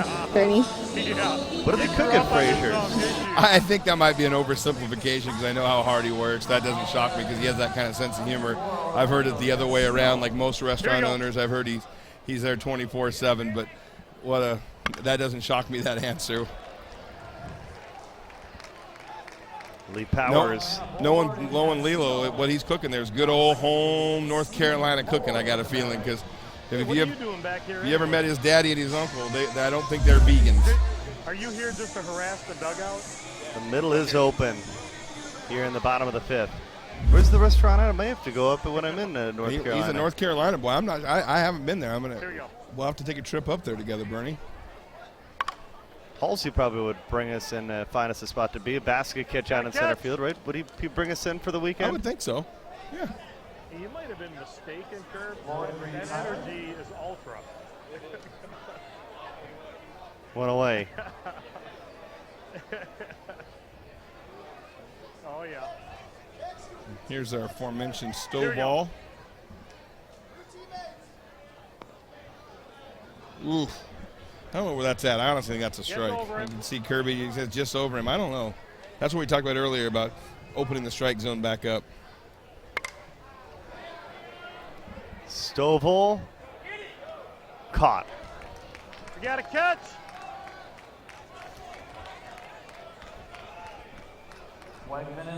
And I know that's one of the, they have talked about making some off-season adjustments at the end of the season.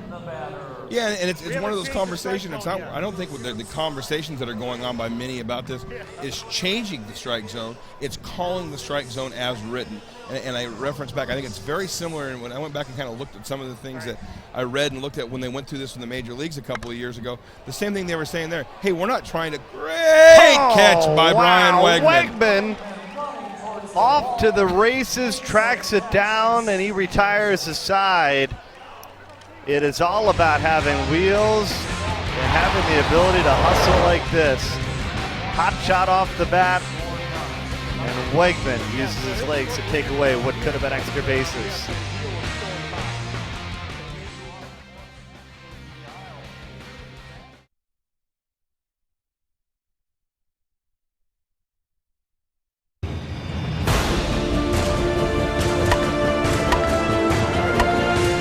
For those who serve,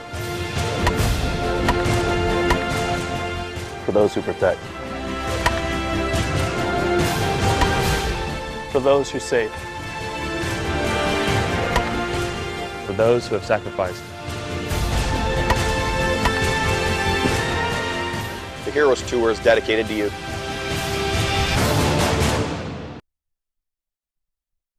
Qualifying is on to be a Boomba All-American, and this year's USSSA All-American Games have been expanded to create more opportunities for more players. This year, there'll be 24 regional showcase tryouts that will select 2 teams per region, with 12 players on each team, allowing the athletes to compete in an average of 22 innings of play during the tournament. Also new for this year is a 3-game single-elimination championship bracket. Get evaluated in hitting, running, and 2 defensive positions of your choice for your chance to qualify for the Boomba All-American Games. Get more information at USSSAAllamerican.com.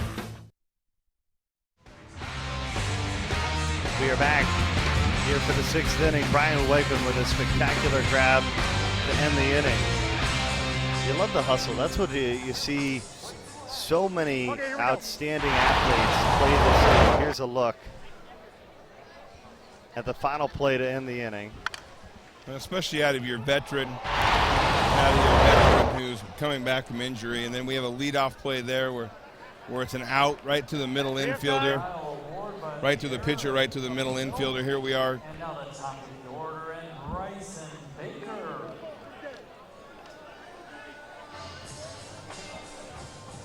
A nice walk-up.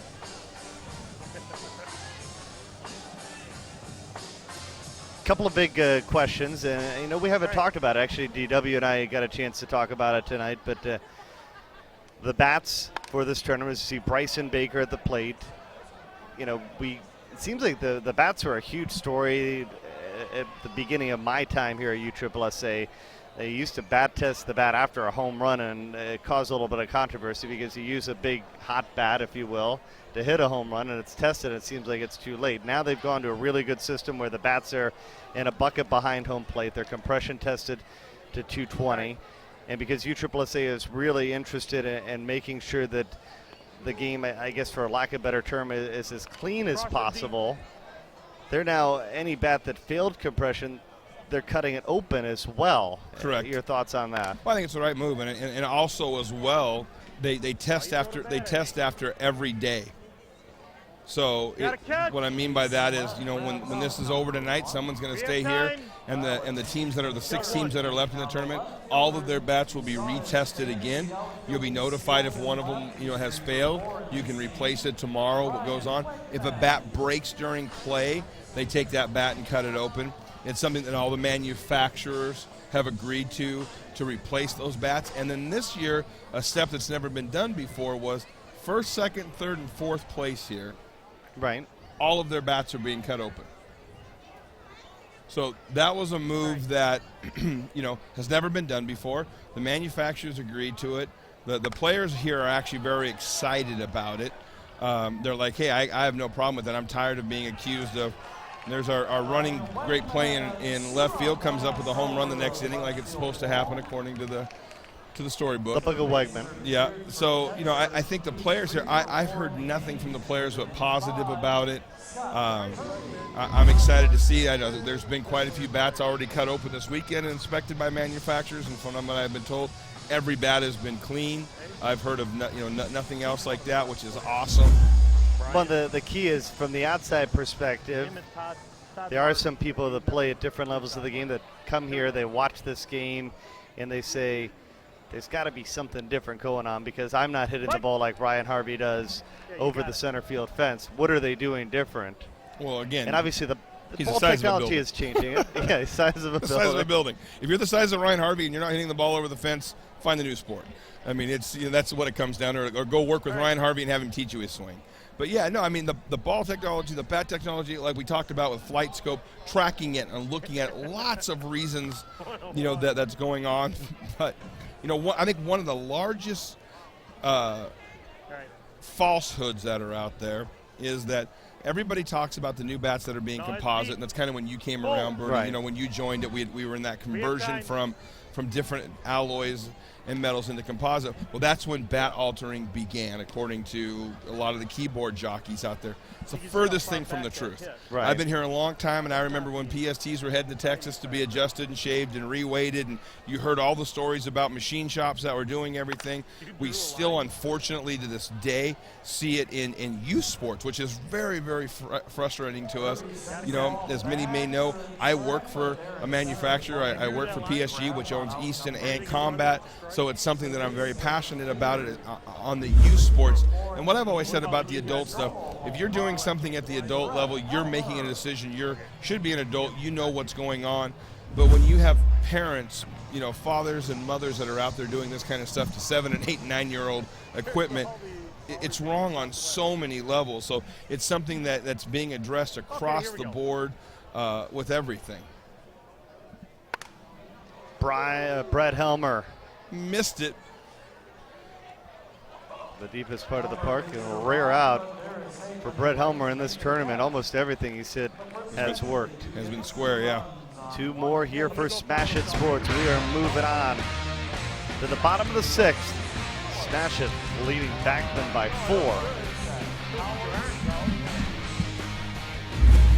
4. Each and every day you come out here to the park, you give everything you got. Behind every good team is a great coach. Our hands are not in here, hands are out. Today's coaches mold tomorrow's leaders. A lot of hard work. We know the blood, sweat, and tears that go into the job. And that's why this season, coaches fly free when booking their team's travel with us. That's all right, come on, it's fine. Save time, save money, fly with the Air Travel Group.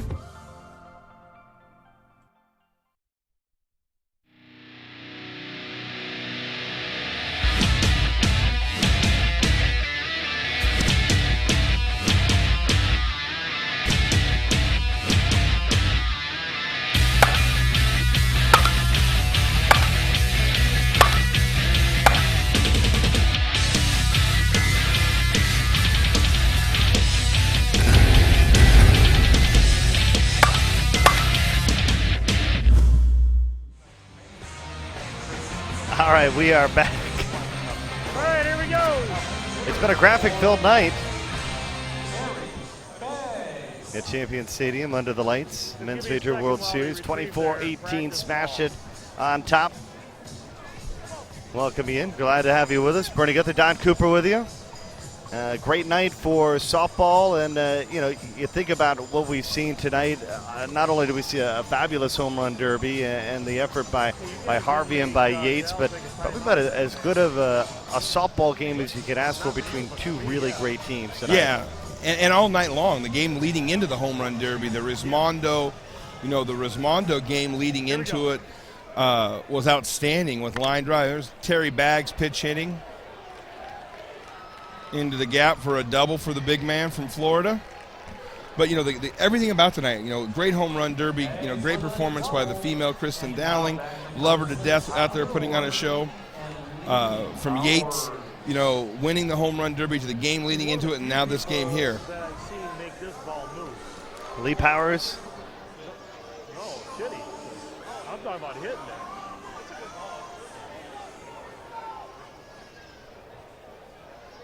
Here we go. Brings us to the leadoff. Lee Powers. And that one gets over the wall. Wegman was trying to make another spectacular catch.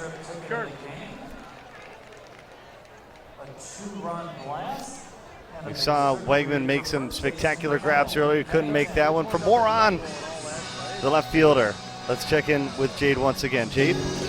Thanks, Bernie. I got to catch up with Brian Wegman after his big inning, and he told me that his great catch was just luck. He said that it hung, and so that's what he got to be able to run that down, but it was one of his favorite catches to make. Bernie?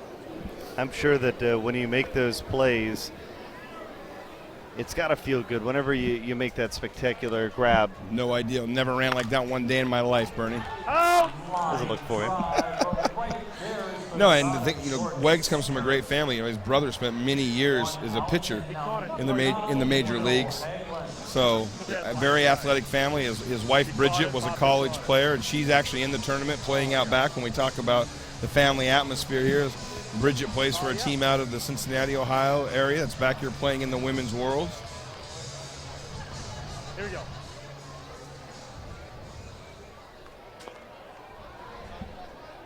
Neil Hagelin at the plate. You got time.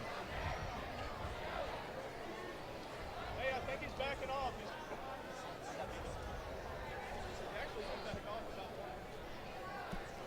Down by 4. They still have the final say because they will bat last. What number are you trying to put up here? Obviously, you just want them to score. Most of the time, the cry in the dugout will be make them score. Put pressure on, smash it. I don't care if you go up by 1, if you can tie them, but you're trying to find a way to make them score here. So if you can't catch a line drive, you're in the right spot. Here we go. And we can see the defensive moves that were made. Kirby is now catching. So I don't think they've announced him to him, but I'm guessing Hansen probably went in somewhere to play defense. The little slick fielding middle infielder from Vegas. Jeremy Yates. That one gets out. Defense can't help you there. So we normally, a lot of times what Smash It does late is they'll use Reckert and Hansen. It looks like Hansen over the top right now.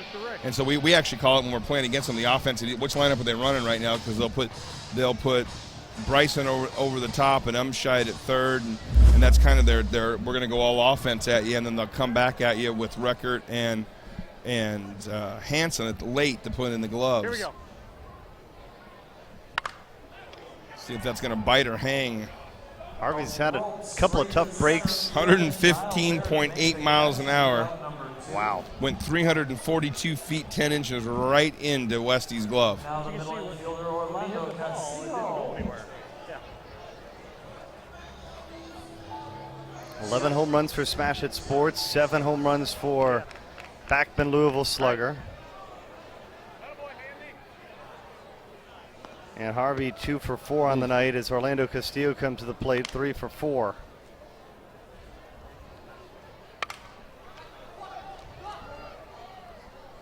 Across the diamond, they get Castillo, they retire the side, and now Smash It has a chance to put the number on the board for Backman to catch. We have the final inning of Champion Stadium when we come back.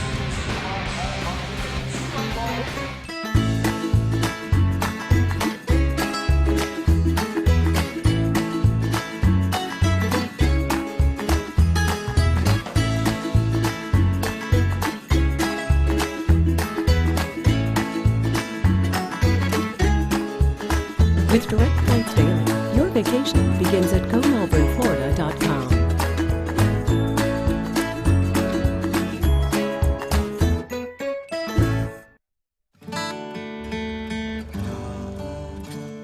So you're up at dawn, kid, look alive. You've been saving for a big man cave. Good luck with that, Dave. You made the most of your retirement plan, so you better learn to drive that RV, man. So many things you're doing in your life. Nationwide is on your side. All right, we are back. Join the conversation. Hashtag Men's Major on Facebook or Twitter. We're at the Men's Major World Series on MLB.com. And this is the final inning of the night for these two teams. Kyle Pearson, this is where you want to be in the lineup, the big smashers. We're good. Well, this is their version of Ryan Harvey right here. I mean, this is the big monster that can go out of anywhere.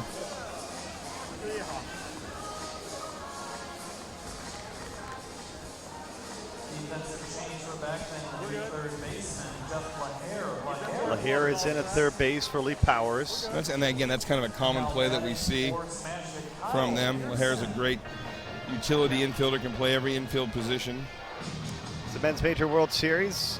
ESPN Wide World of Sports in Kissimmee. Bernie Gunther, Don Cooper. Here we go. It's our day 3 coverage. Hashtag Men's Major. We're back tomorrow morning with losers bracket action on USSSAlive.com/World Series. That's deep. First pitch called deep by Doc Beckel. Who does a nice job of telling us where, at least in his mind, he sees the pitch. Yeah, I think, obviously, I think he's a, oof. Can't wait to see. There's your 112-mile-an-hour exit speed. Yeah, and I think tonight Doc's doing a real good job. I think he obviously knows he's mic'd up. I don't know if he's always that vocal, but he does do a very good job.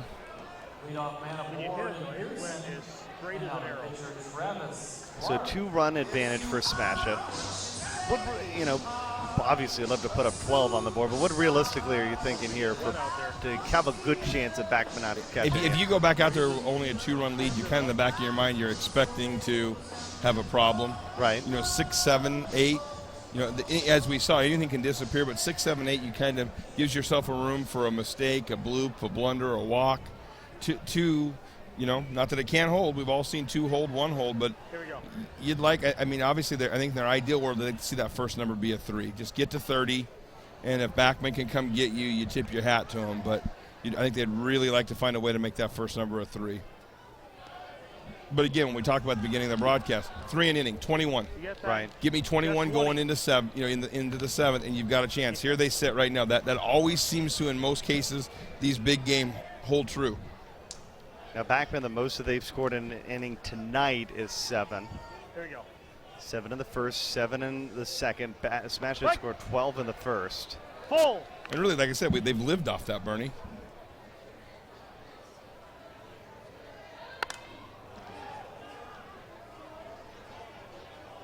Park's going to hold that one. Logan's going to get behind it. Logan in center grabs out number 1. Got time. Got 1. And now re-entering the game, catcher Kevin Philby. Philby at the plate now. I love some of these guys' walk-up music that came out before they were born. Who are the classics, right? Yeah, I don't know if that makes me feel old or, you know, I'm not exactly sure what the feeling is, but.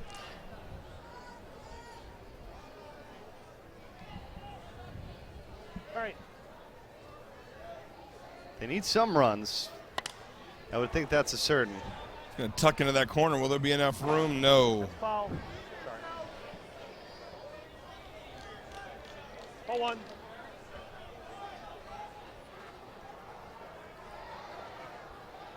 Women's players duck it out of the way. You think you're trying to get every foul ball. Yeah.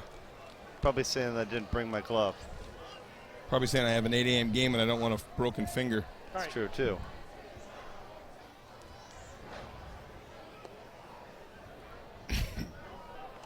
This is that tough at bat again. You got the lefty in this park.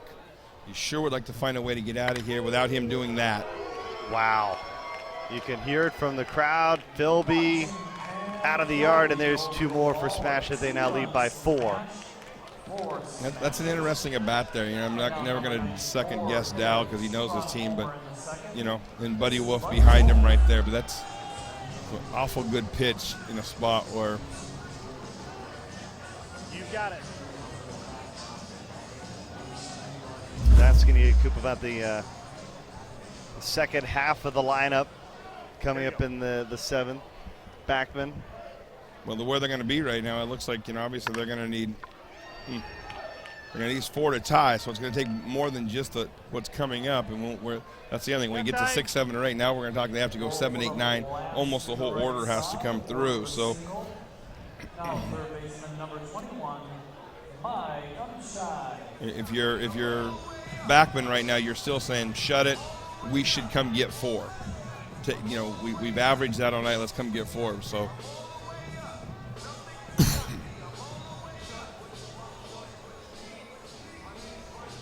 I think this is an interesting defensive set right here. They got too. They've got Logan slotted into the right center field gap, leaving. I mean, that's an open there for you, Bernie, in the left center, and they're playing him pull on the infield. That's an interesting set right there. Shied.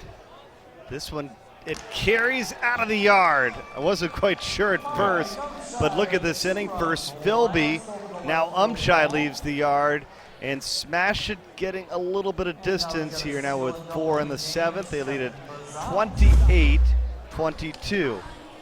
Yes.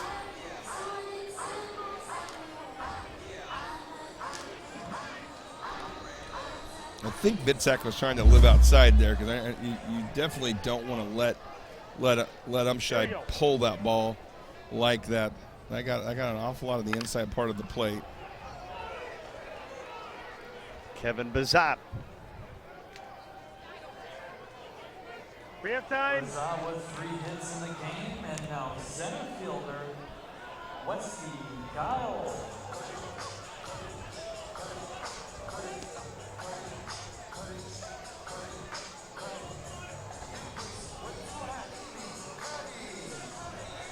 All right, Westy goal. This rolls us to the top of the order here. It's the Wesley can roll over. They may run right away with this thing. Again, I think their goal going into it, make the first number a 3. And they're a good swing away from that.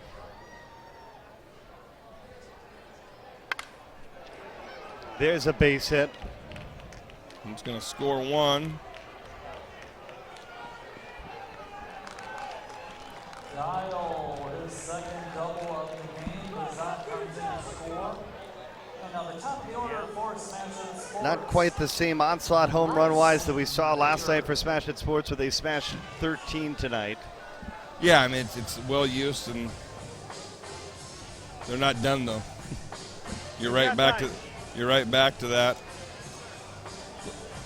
Dow's trying to go. Dow Beggs, the coach of Backman's trying to go for a perfect night. I think every time he's called the timeout tonight, the batter's made an out. His problem this time is there's only 1 out. No matter what happens here, unless it's a really strange double play ball with no one on first, we're going to see Wegman hit here.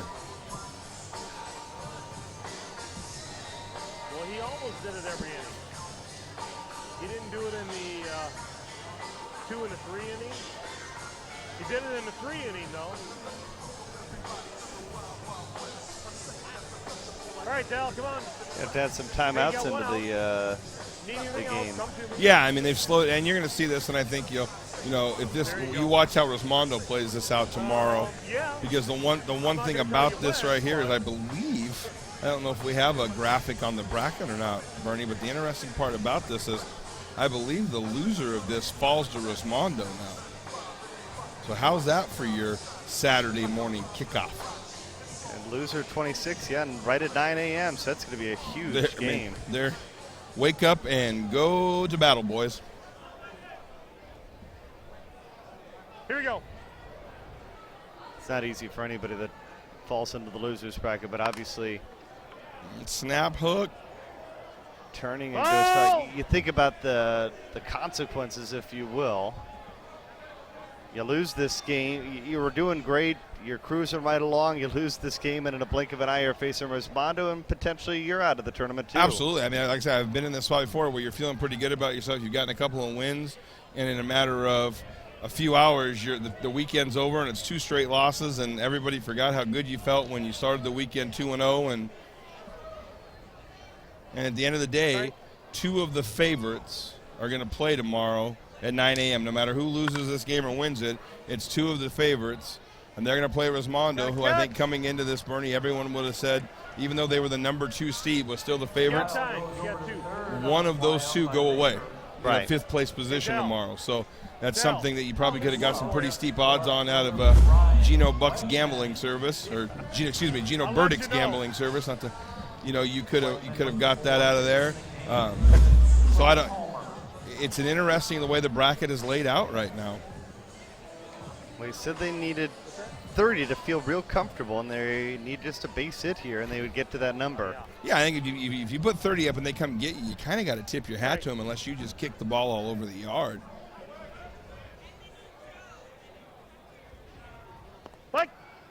Called strike. 10:30. Smash would be really in the driver's seat if they could get a win here.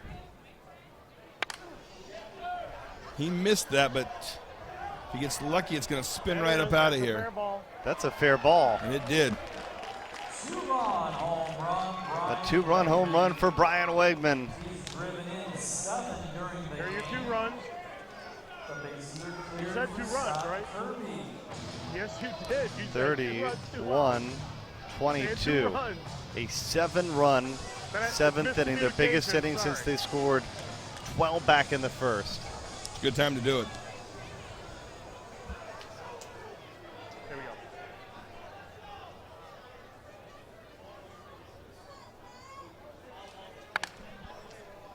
we go. Ooh. Base hit for Kirby, back up the middle. And there's a ball again. You're trying to close out an inning, but that's what happens a little bit. You get up, they've scored this big inning. You get caught kind of on your heels a little bit. It's a long inning. They're whacking everything over the fence, and you just get caught a little on your heels. Orlando Castillo, one of the best gloves in the game, and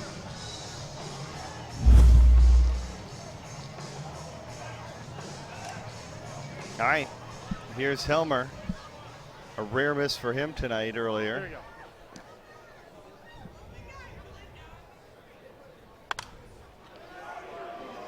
Not missing that one. Wow. Brad Helmer launches the ball over the wall. Another 2-run blast in the inning, the fourth 2-run homer this inning. The for fourth Sanders. 2-run homer this inning. Just 109 miles an hour off the bat. Yeah, he's 46 years old.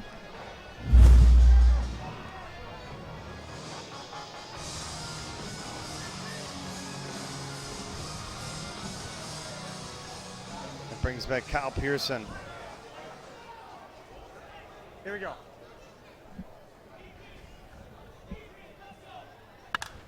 Oh, that is murdered. And it's going to 111 mile an hour exit speed. But a question, Bernie, about what we see with the cover of the ball. There was a little bit of a mix-up. We normally always play this with a leather covered ball.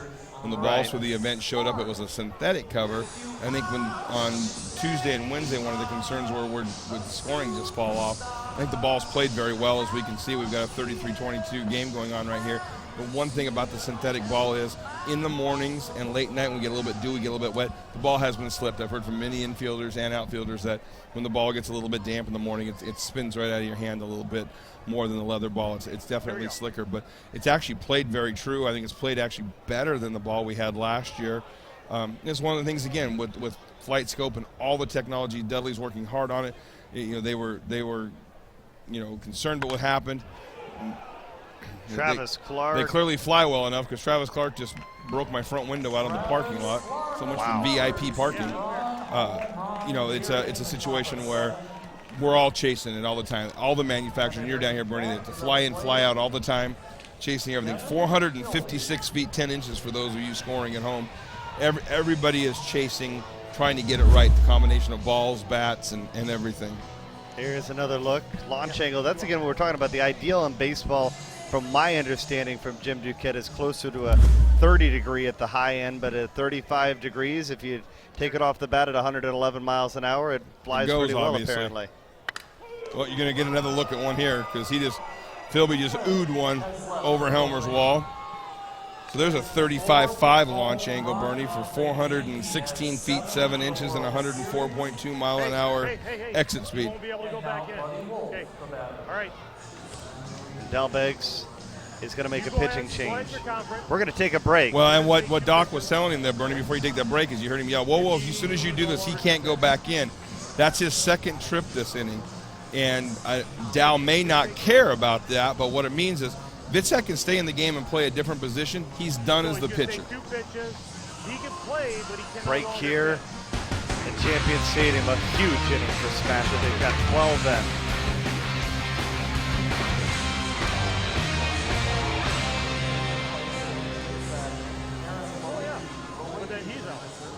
That's it.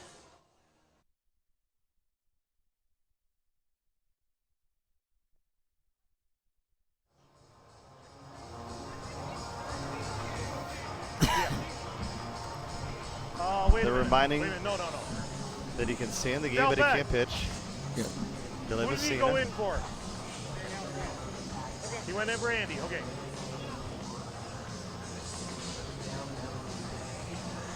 Well, they're hoping on Del Begg's side. I guess maybe you're hoping that there's a reason for him to think about coming back and pitching. Yeah, I'm not sure that's on a young manager thing because you can still make that move, just don't call the timeout. Right. Just have him walk off the field. You can send him back in.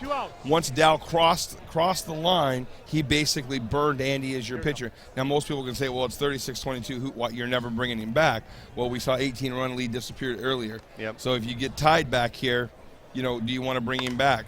Billy. I think we even saw in the Rismondo game, as they are going to get the final out. They took Andy Purcell out of the game. Dirty Sanchez pitched for a little bit, and then Andy came in and closed the game. Came back in, right? Happen. So I think if we got Dow, to be honest with you, he probably made a basic mistake there. It happens to all of us.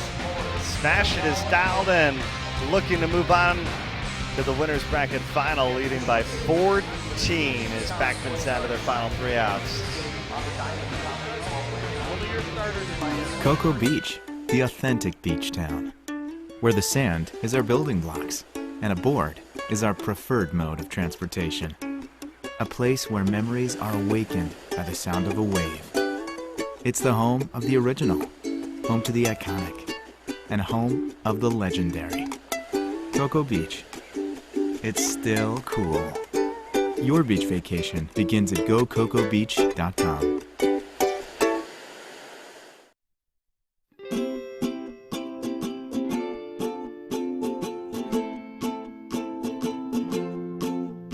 Three experiences to have in one trip. Go Titusville.com.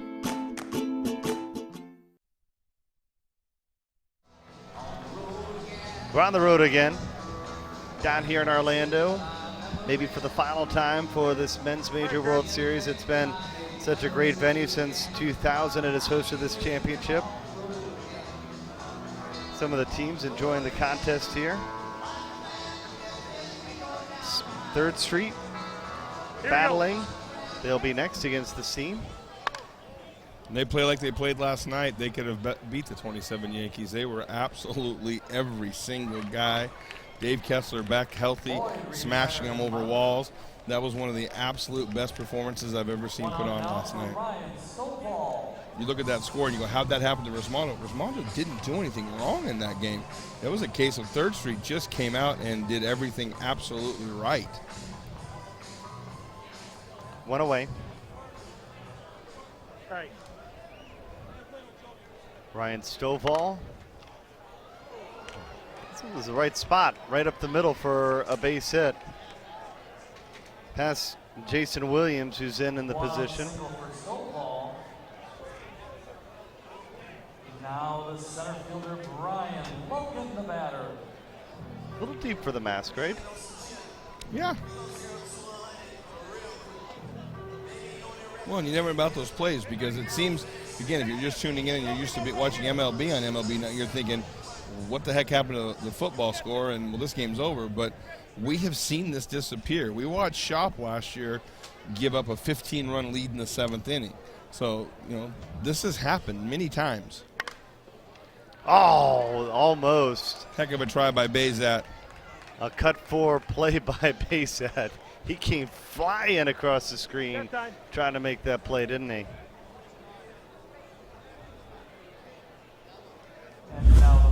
Look at this effort. Great try. We got a pinch hitter, big Reggie Schulte.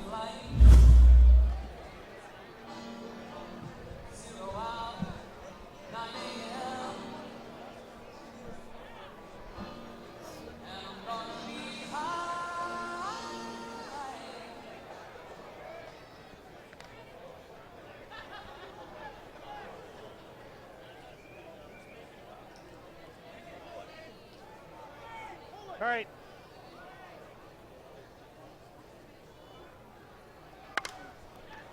Reggie Schulte. Foul. Hooking foul. Here. Got it in.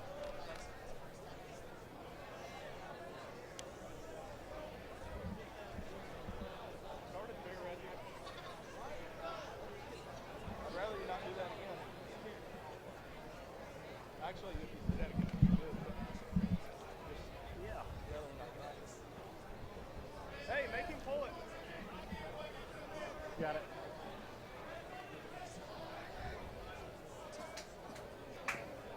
Reggie Schulte at the plate. Here we go.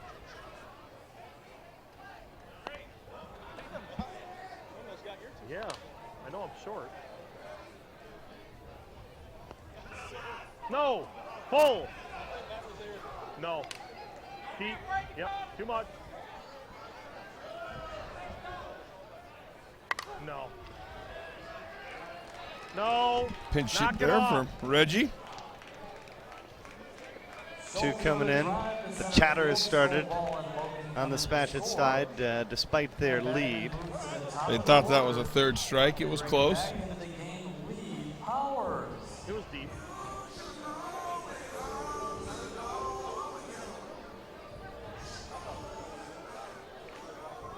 Oh.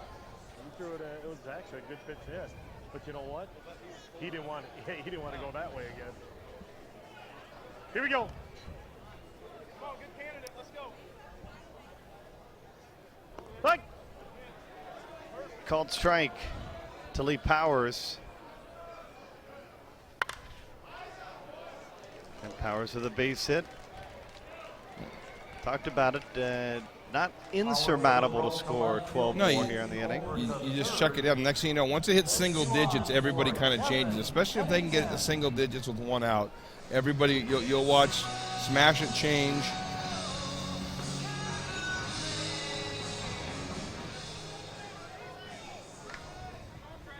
All right. Kevin Kennington now.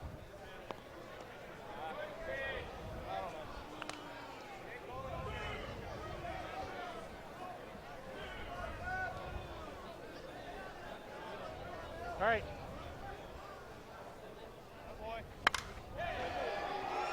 Wow.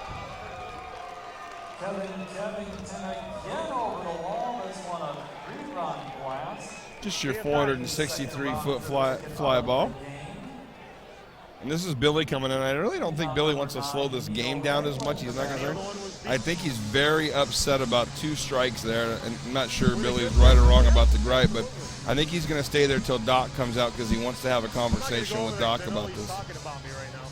And you just heard Doc say it. I'm not even going to walk out there because Billy's just telling him he wants to talk about me right now. Stumpy, you see how bad it worried me? We'll see if we can. 5 hit in the inning. And they got it down to a single-digit deficit. No. Now you're going to walk a different way.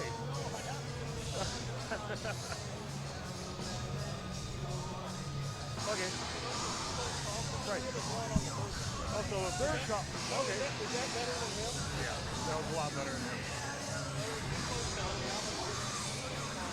We're in the heart of their order, and they're chasing single digits now. So they can get it to 3 or 4 still with 1 out. And the other thing is, right now that was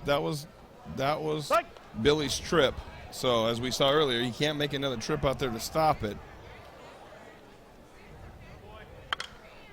I think that's going to come down right to where they're standing. Hagelin makes the play. Drive to right field. Wolf there, right to make the catch. And now number 30, Jeremy Yates.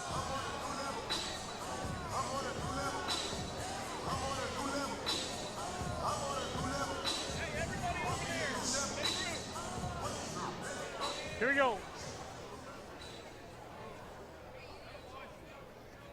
Hey! Okay, that one fooled you. Backman's down to their final out.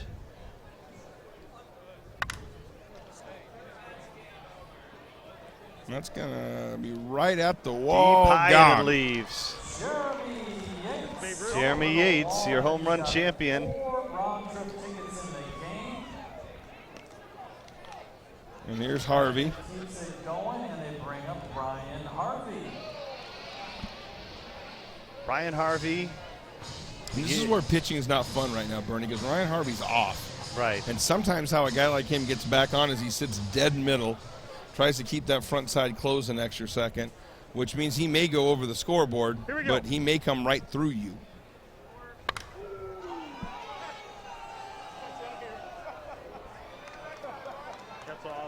Smash It Sports, they are moving on. A huge win over the regular season champions. It is a final 36-28. Jade will talk to the winners when we come back to Champion Stadium. Big win tonight for Smash It.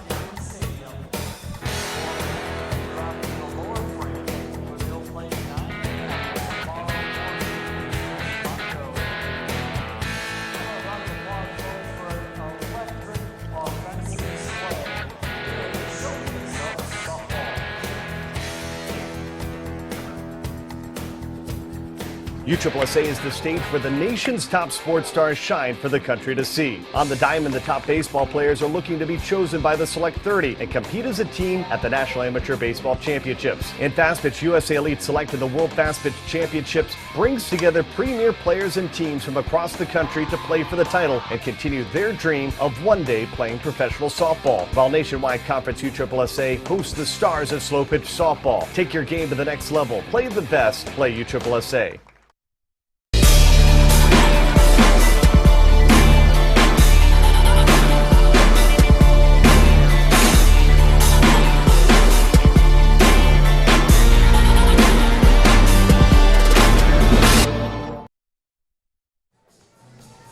All right, we are back. Final score 36-28. Jade Smith thinking about talking with the winners. Big win tonight for Smash It Sports, so they really kind of puts them in the driver's seat. Well, I mean, I think it's hard to underestimate Scene, who is the third seed in this tournament. They came in seeded ahead of Smash It and would be the home team in that deal. Obviously, the upstart boys over there from 3rd Street may have a lot to say before this is all said and done. Big win tonight.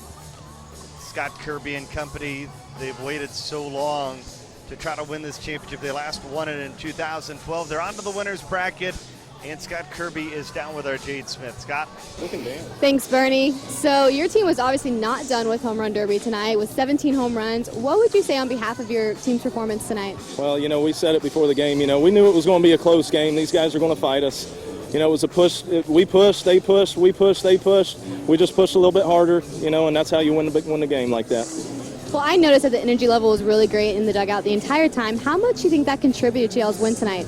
It does. You know, we all pull for each other, and, you know, all these teams do. But like I said, it was our night tonight. You know, that's a great team over there. We'll probably see them Saturday night, so hopefully we'll do the same thing. Well, congrats on the big win, and good luck the rest of the time. Thank you.